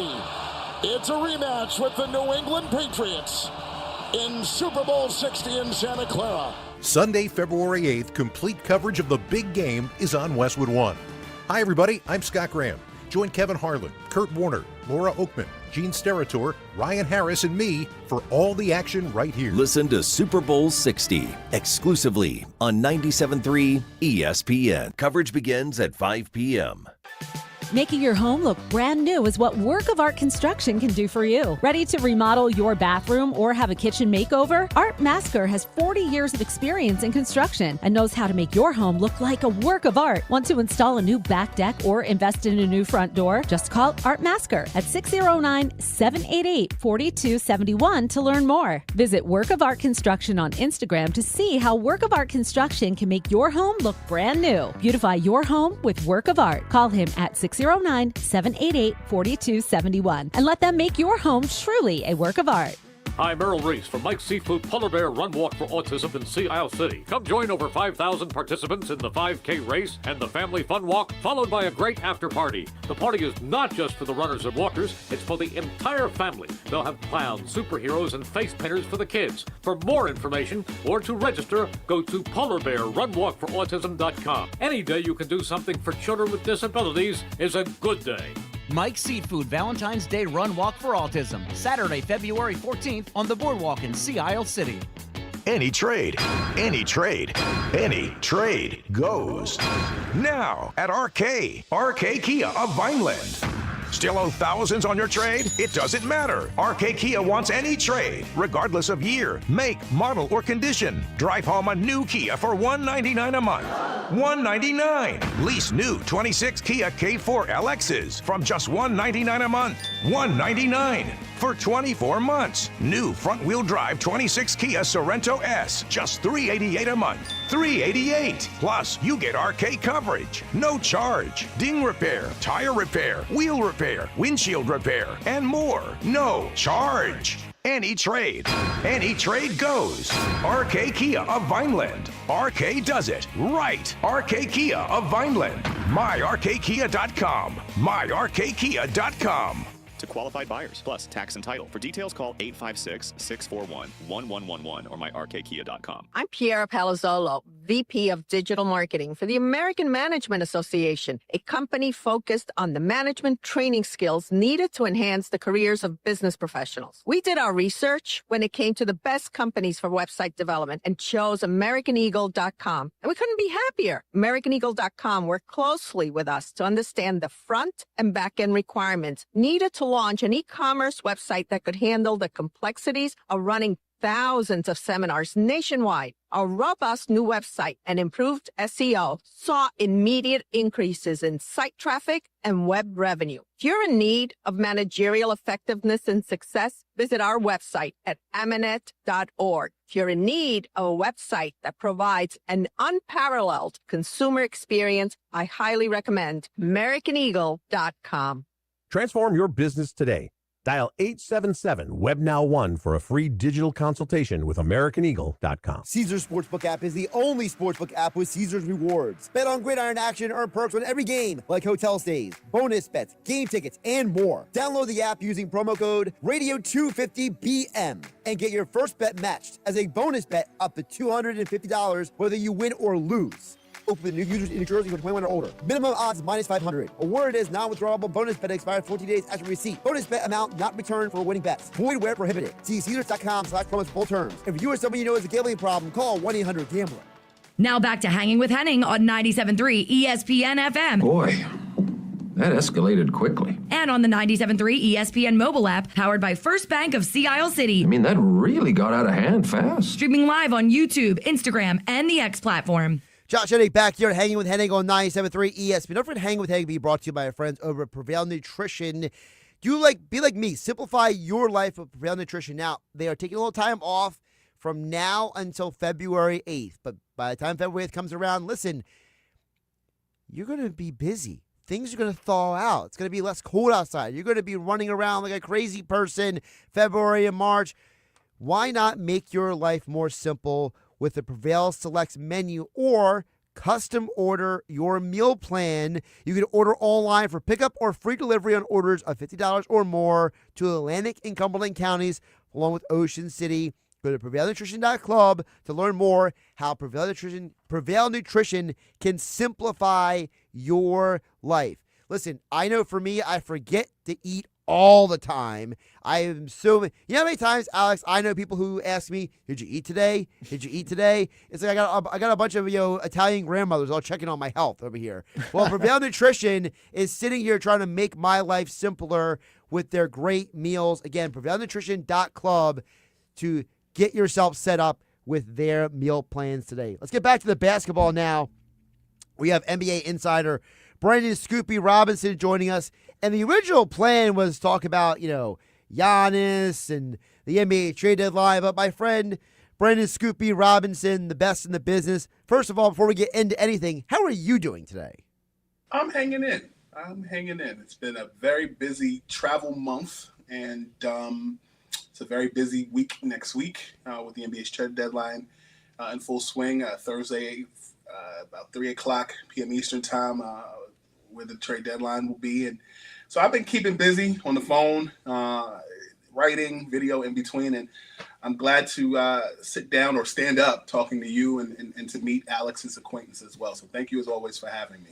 Well, I appreciate you jumping on, and selfishly, I'm glad to see, by the way, on Instagram, your rehab is going well too. So. Oh yeah. It's I tore. I've not said this publicly, but I'll say it on your show. I tore both my ACL and my meniscus, and had surgery on September 16th. And in between, rehabbing 3 times a week, now 2 times a week, and I've been on the road. I was home for 8 weeks, and then in November started traveling again. So. I'm kicking ass on one leg. I think I can say ass on radio. Yes, but you're fine. Ass kicking ass on the ground running and really taking my time. It's interesting. I'll just share this with you. In my travels, I was in Cleveland a couple of months ago, and even after being on crutches, I was walking with a cane. And Cleveland was actually the reason why I decided to continue walking on a cane. And you saw in the news earlier this week that Doncic had actually fallen on a 10-inch raised court that's in Cleveland. And I kind of like grimaced a little bit. And my producer that was with me, I said, that's why I felt the need to continue to walk with a cane. I can walk, but it's walking slow, and you could take one dip backwards, and then, that can be your ASS. So at the end of the day, you just got to be careful. And I'm glad to continue to do what I love and to sit on the line and talk with you and talk basketball as well. All right, so let's get into the basketball, because the trade deadline you mentioned just a few days away. It's always a week of Super Bowl Radio Row, and I want to start with this before we get into the specific players, right? For you, do you think the 76ers are actually going to be active at the deadline? Because, there's a lot of speculation in our era right now after the Paul George news dropped that, hey, they're going to save money on the luxury tax now, and that could theoretically help them in the trade market. But do you think that even matters for the Sixers team? It matters, but I don't think it matters in a Giannis sort of way. I think that when you look at the Sixers, there are some needs at the 3 and the 4 position, more so at the 4 position from my vantage point. And I think you don't necessarily – I really feel like what the Sixers are going through now, and at least being – somewhat of a competitive force on the floor, is what many people envisioned would happen last season. And they were a disappointment for a lot of injury reasons, namely Joel Embiid. But I think when you looked at last season and you saw how well Maxey played in the absence of Embiid, or in Embiid making cameos, you saw what to look for this season. And then you drafted VJ Edgecombe, and then you still have Kyle Lowry there as a veteran leader. So you kind of took last year was a gap year. You took an assessment of what was going on. This year, you're looking at the Eastern Conference, and you're seeing that, the Knicks, who were favorited in the Eastern Conference and Atlantic Division, that they maybe weren't, they're at current point are not as competitive as many people thought, but the NBA is a long season. Then you look at surprise teams like the Toronto Raptors. You look at Orlando, who at some points were competitive. So you go back to the Sixers and you look at the Eastern Conference, even Boston being competitive. What little moves do you make to kind of tinker the roster, as I mentioned, at the 4 position? Could you do to add to that pot and make them a little better? But going out to get Giannis, you haven't asked it. I don't see it. But I do think that there are small things that they can do to improve their roster. So, Scoop, a big topic of today's show has been that Giannis trade. And I'm curious from your standpoint if that world is even going to be entertained by the Sixers, because there were reports that Giannis had some interest in Philadelphia and pairing with Maxey and Embiid. Should Edgecombe be even considered in those trade talks? No. Thank you. Like, I don't see... I don't. I'll let you take the floor here, but I don't see anywhere where he should be in those talks. I looked at VJ Edgecombe. If you go back to my reporting back in the spring, and even like January of last year, where I was talking about their front office moves, which ended up happening, and you looked at the whole saga with where they would draft in the first round. VJ Edgecombe was someone that I looked at as a very slept on prospect, because in that world, everybody was looking at Ace Bailey. Everybody was looking at Dylan Harper. Everybody was looking at, that on down. You knew where the Dallas Mavericks were going to go. And I feel like he's in a place where not only does he like being in Philadelphia, but the fans connect with him. He wants to be here. And why would you shake that whole can of soda up just to bring in Giannis for a few years? I get Giannis is a generational player. I get that he's a top 10, top 15 player. But you'd also have to give up a lot to get him. And I feel like when you look at the 76ers roster, you're not giving up Maxey to get him. You're not giving up Embiid to get him. And I don't necessarily think Embiid at this point in his career, although he's been playing decently, I don't necessarily think that would be a fair exchange to even trade them straight up. So you're looking at kind of like the supporting cast, which is actually helping the main course of the meal. I don't necessarily see how Giannis fits that mold. And I think what you're also seeing, just aside from the Sixers, is that teams that are reaching out to the Bucks and vice versa are learning that the Bucks are price gouging. It feels like the pump at the gas station, and it also feels like the grocery store. They are price gouging. And so where does Giannis Antetokounmpo fit?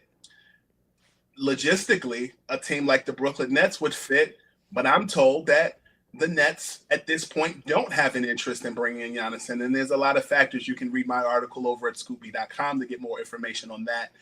So then you look down the line, you look at the Toronto Raptors. I know that going into the Trae Young sweepstakes prior to Trae Young being traded to the Washington Wizards, I know that Emmanuel Quigley was a conversation between the Raptors and the Atlanta Hawks. And RJ Barrett was also part of that conversation.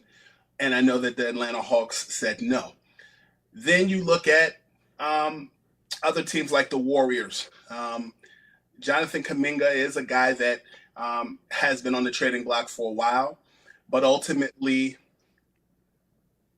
you have issues with injuries on that team where you don't trade an injured player for a star that's ready to play. So there's a factor there. The New York Knicks, from a stylistic point, makes sense, but you'd have to give up an OG Anunoby to make that happen.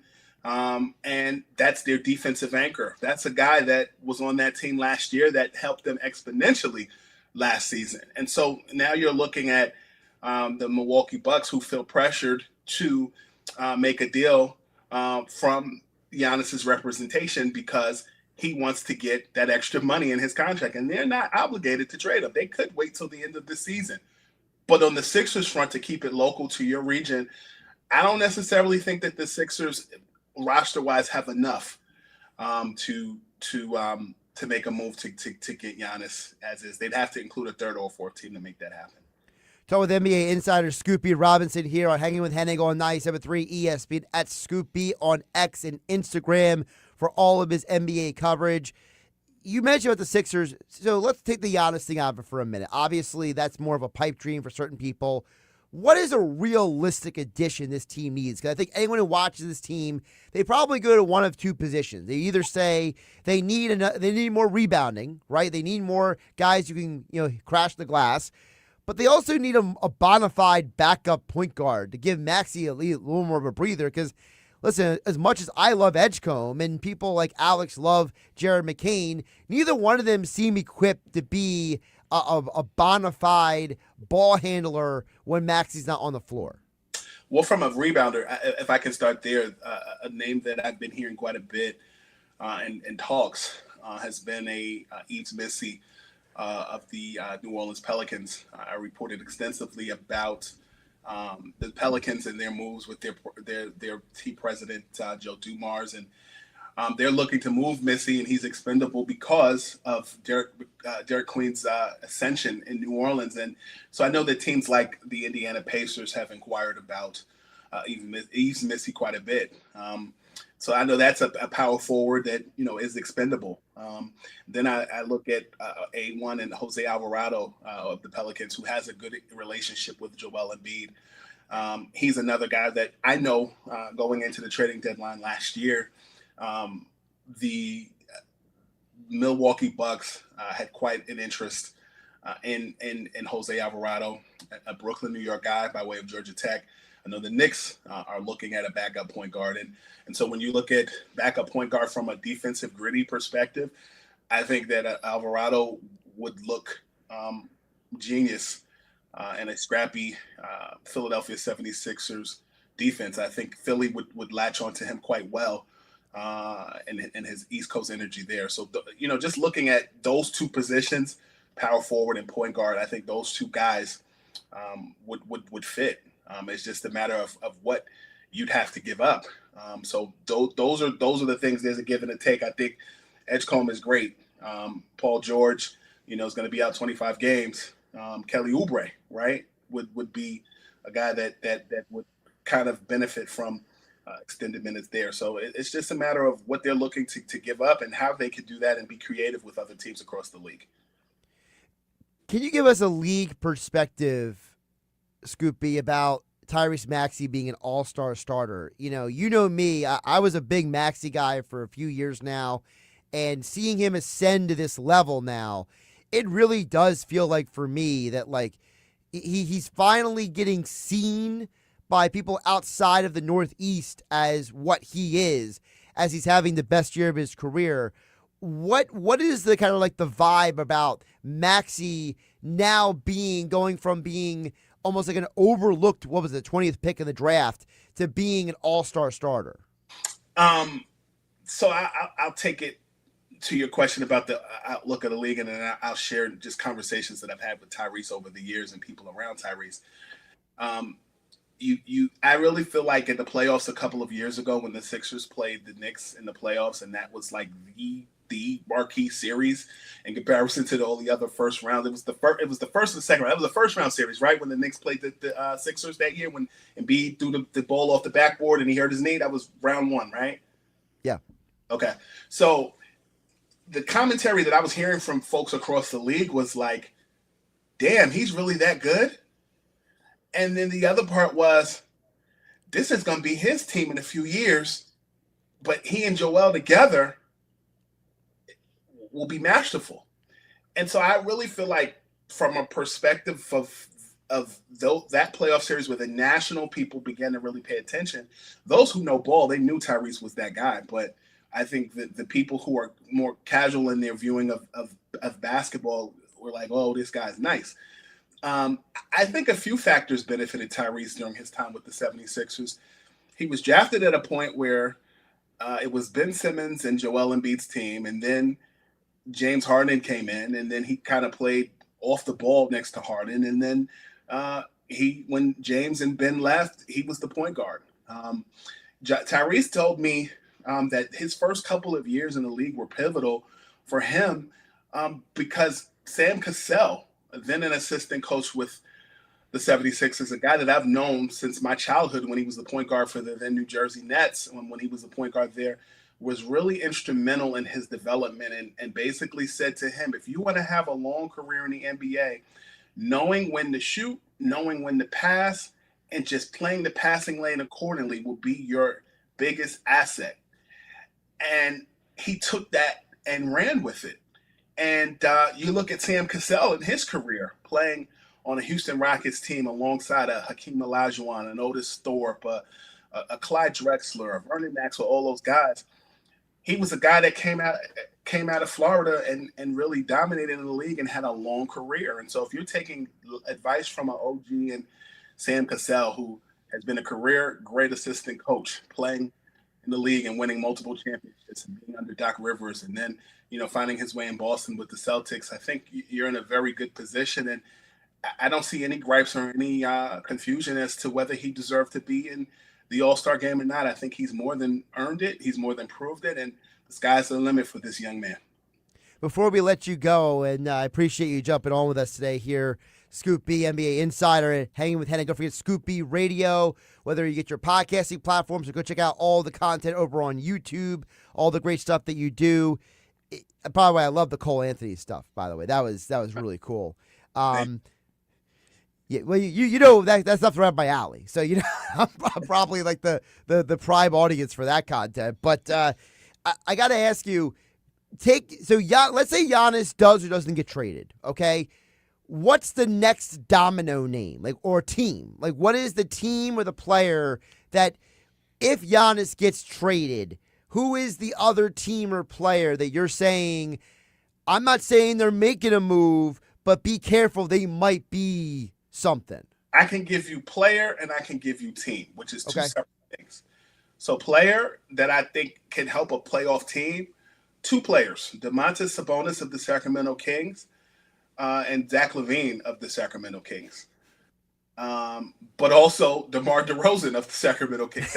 very, very active. A team that I think will benefit many other teams as a third player or as a third team option in trades will likely be the Atlanta Hawks. And I hear Zach LaVine's name a lot with the Atlanta Hawks. I was hearing Anthony Davis's name a lot with the Hawks. The Hawks, who are run in the front office by former 76er Kyle Korver, are going to be, I believe are going to be very active at the deadline. I spent some time with Kyle a couple of weeks ago, and he's really enjoying this young team and the success alongside Jalen Johnson and more. But I think that's a name. I think the other name that I'm hearing quite a bit is Cam Thomas of the Brooklyn Nets, as a guy that is of interest to many people across the league. And I think that his name, he could actually be moved quicker than Jonathan Kuminga because they signed a similar contract with their respective teams. And Cam is somebody that can score in bunches, and Kuminga is somebody that can do a lot. But I think that the injury to Jimmy Butler changed some things quite a bit. Jonathan Kuminga is a young star, and he just needs time to grow.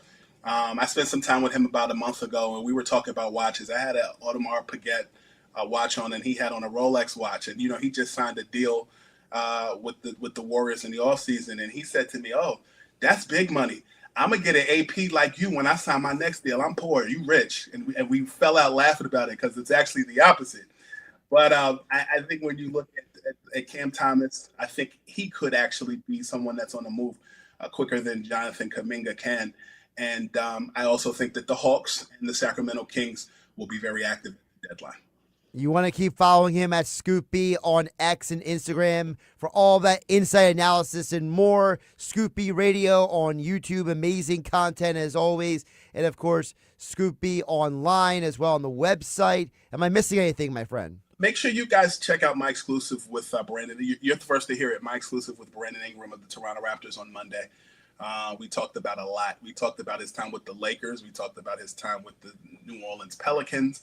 We also talked about Nipsey Hussle, that viral scene years ago when Chris Paul and Rajon Rondo got into it. And you see the meme where Nipsey Hussle stands up. And we talk about that moment. So be looking out for that over at scoopb.com. My exclusive with Toronto Raptors star Brandon Ingram, which will definitely move the needle online on Monday. Awesome. Well, I always appreciate your time, my friend. I know you're a busy man. Stay blessed. Keep working hard. We'll talk soon. Hey, as always, thank you for the opportunity to be myself. Absolutely. Josh Hennig along with Alex Berardis, hanging with Hennig here on 97.3 ESPN.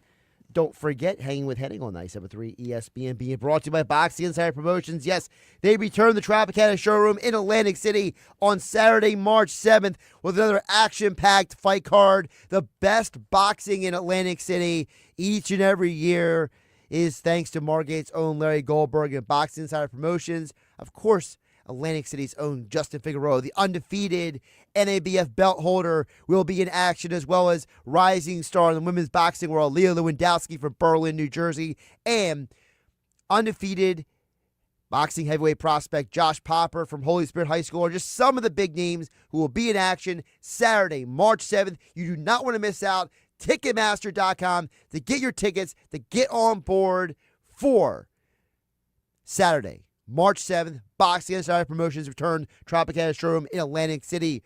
Flyers have scored. It's a tie game. Ristolainen with a shot that got, I believe that was deflected in. So we'll get into that as more of your text coming up on the other side. Josh Hennig, Alex Berardis. This is Hang with Hennig on 97.3 ESPN FM. Streaming live on YouTube and X in the Dr. Squatch Virtual Studio. It's Sixers Pelican tonight on 97.3 ESPN with the voice of the Sixers, Tom McGinnis, calling all the exciting play-by-play action. Sixers on the move. Maxey lob to Joel, and Embiid jams it. Alley-oop jam. The big man soars. It's Sixers basketball tonight. Coverage begins at 7:30. It's Sixers basketball all season long on South Jersey's radio home for Philadelphia 76ers basketball.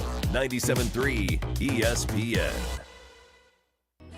Tired of cooking and planning all of your meals each and every day? You need Prevail Nutrition to simplify your life. For almost a decade, Prevail Nutrition is a local meal prep company located in South Jersey that allows customers to design their own meal plan.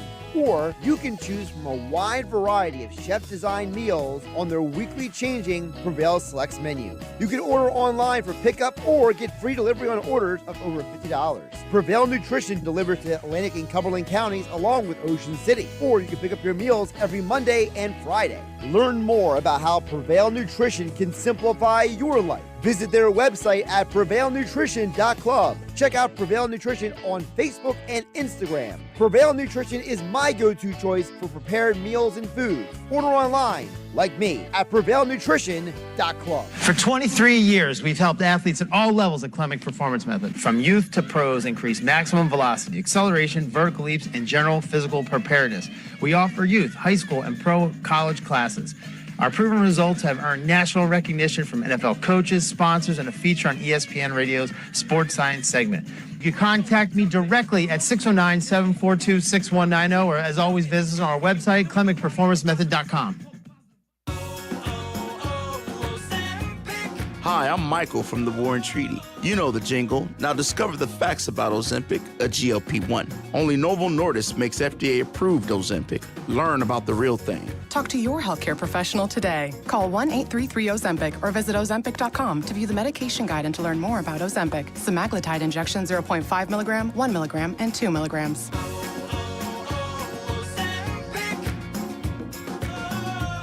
Any trade goes. Now at RK Kia of Vineland. Still owe thousands on your trade? It doesn't matter. RK Kia wants any trade, regardless of year, make, model, or condition. Drive home a new Kia for $199 a month. $199. Lease new 26 Kia K4 LXs from just $199 a month. $199 for 24 months. New front-wheel drive 26 Kia Sorento S, just $388 a month. $388. Plus, you get RK coverage. No charge. Ding repair, tire repair, wheel repair, windshield repair, and more. No charge. Any trade goes.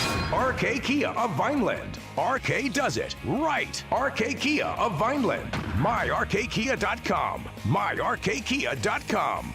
To qualified buyers, plus tax and title. For details, call 856-641-1111 or myrkkia.com. With other language learning apps, I was just playing games. I wasn't really learning. Babbel's different. Babbel was designed by over 200 language learning experts to be the most effective way to learn another language. Every time I open the app, I can choose to work on my writing, speaking, or listening. And it saves my mistakes for me to review, so I'm constantly improving. Before Babbel, I thought I just wasn't good with languages. But now I'm speaking French. Tout ça, c'est grâce à Babbel. Save up to 50% on your Babbel subscription when you sign up at Babbel.com. Babbel.com. Caesars Sportsbook app is the only sportsbook app with Caesars rewards. Bet on gridiron action, earn perks on every game, like hotel stays, bonus bets, game tickets, and more. Download the app using promo code Radio250BM and get your first bet matched as a bonus bet up to $250 whether you win or lose.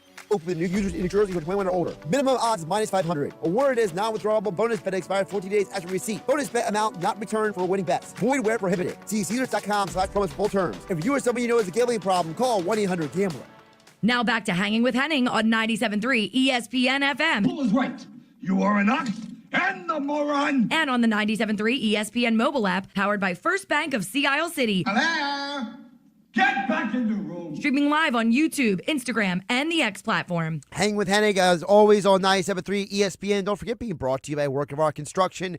When the snow and ice tundra thaw out, you're probably going to want some work done around your home. Whether you want to remodel back deck, or maybe you realize because of this winter weather, you need a new door or new windows installed. Let work of art construction remake your home into a work of art. Give them a call at 609 788-4271, 609-788-4271, and let Art Masker and his 40 years of construction experience beautify your home. Let them know you heard about them on 97.3 ESPN, and Art Masker will give you 10% off your next home project. 609-788-4271 for work of art construction. Let them make your home look like truly a work of art. All right, a couple things to get to before we get out of here on Hanging with Hennig on 97.3 ESPN. Before we get to the text board, Alex, you made a comment off air about this Royal Rumble that I'm actually not watching in real time. I'm just seeing highlights because I want to watch it in real time later. How did you describe the outfits they're wearing?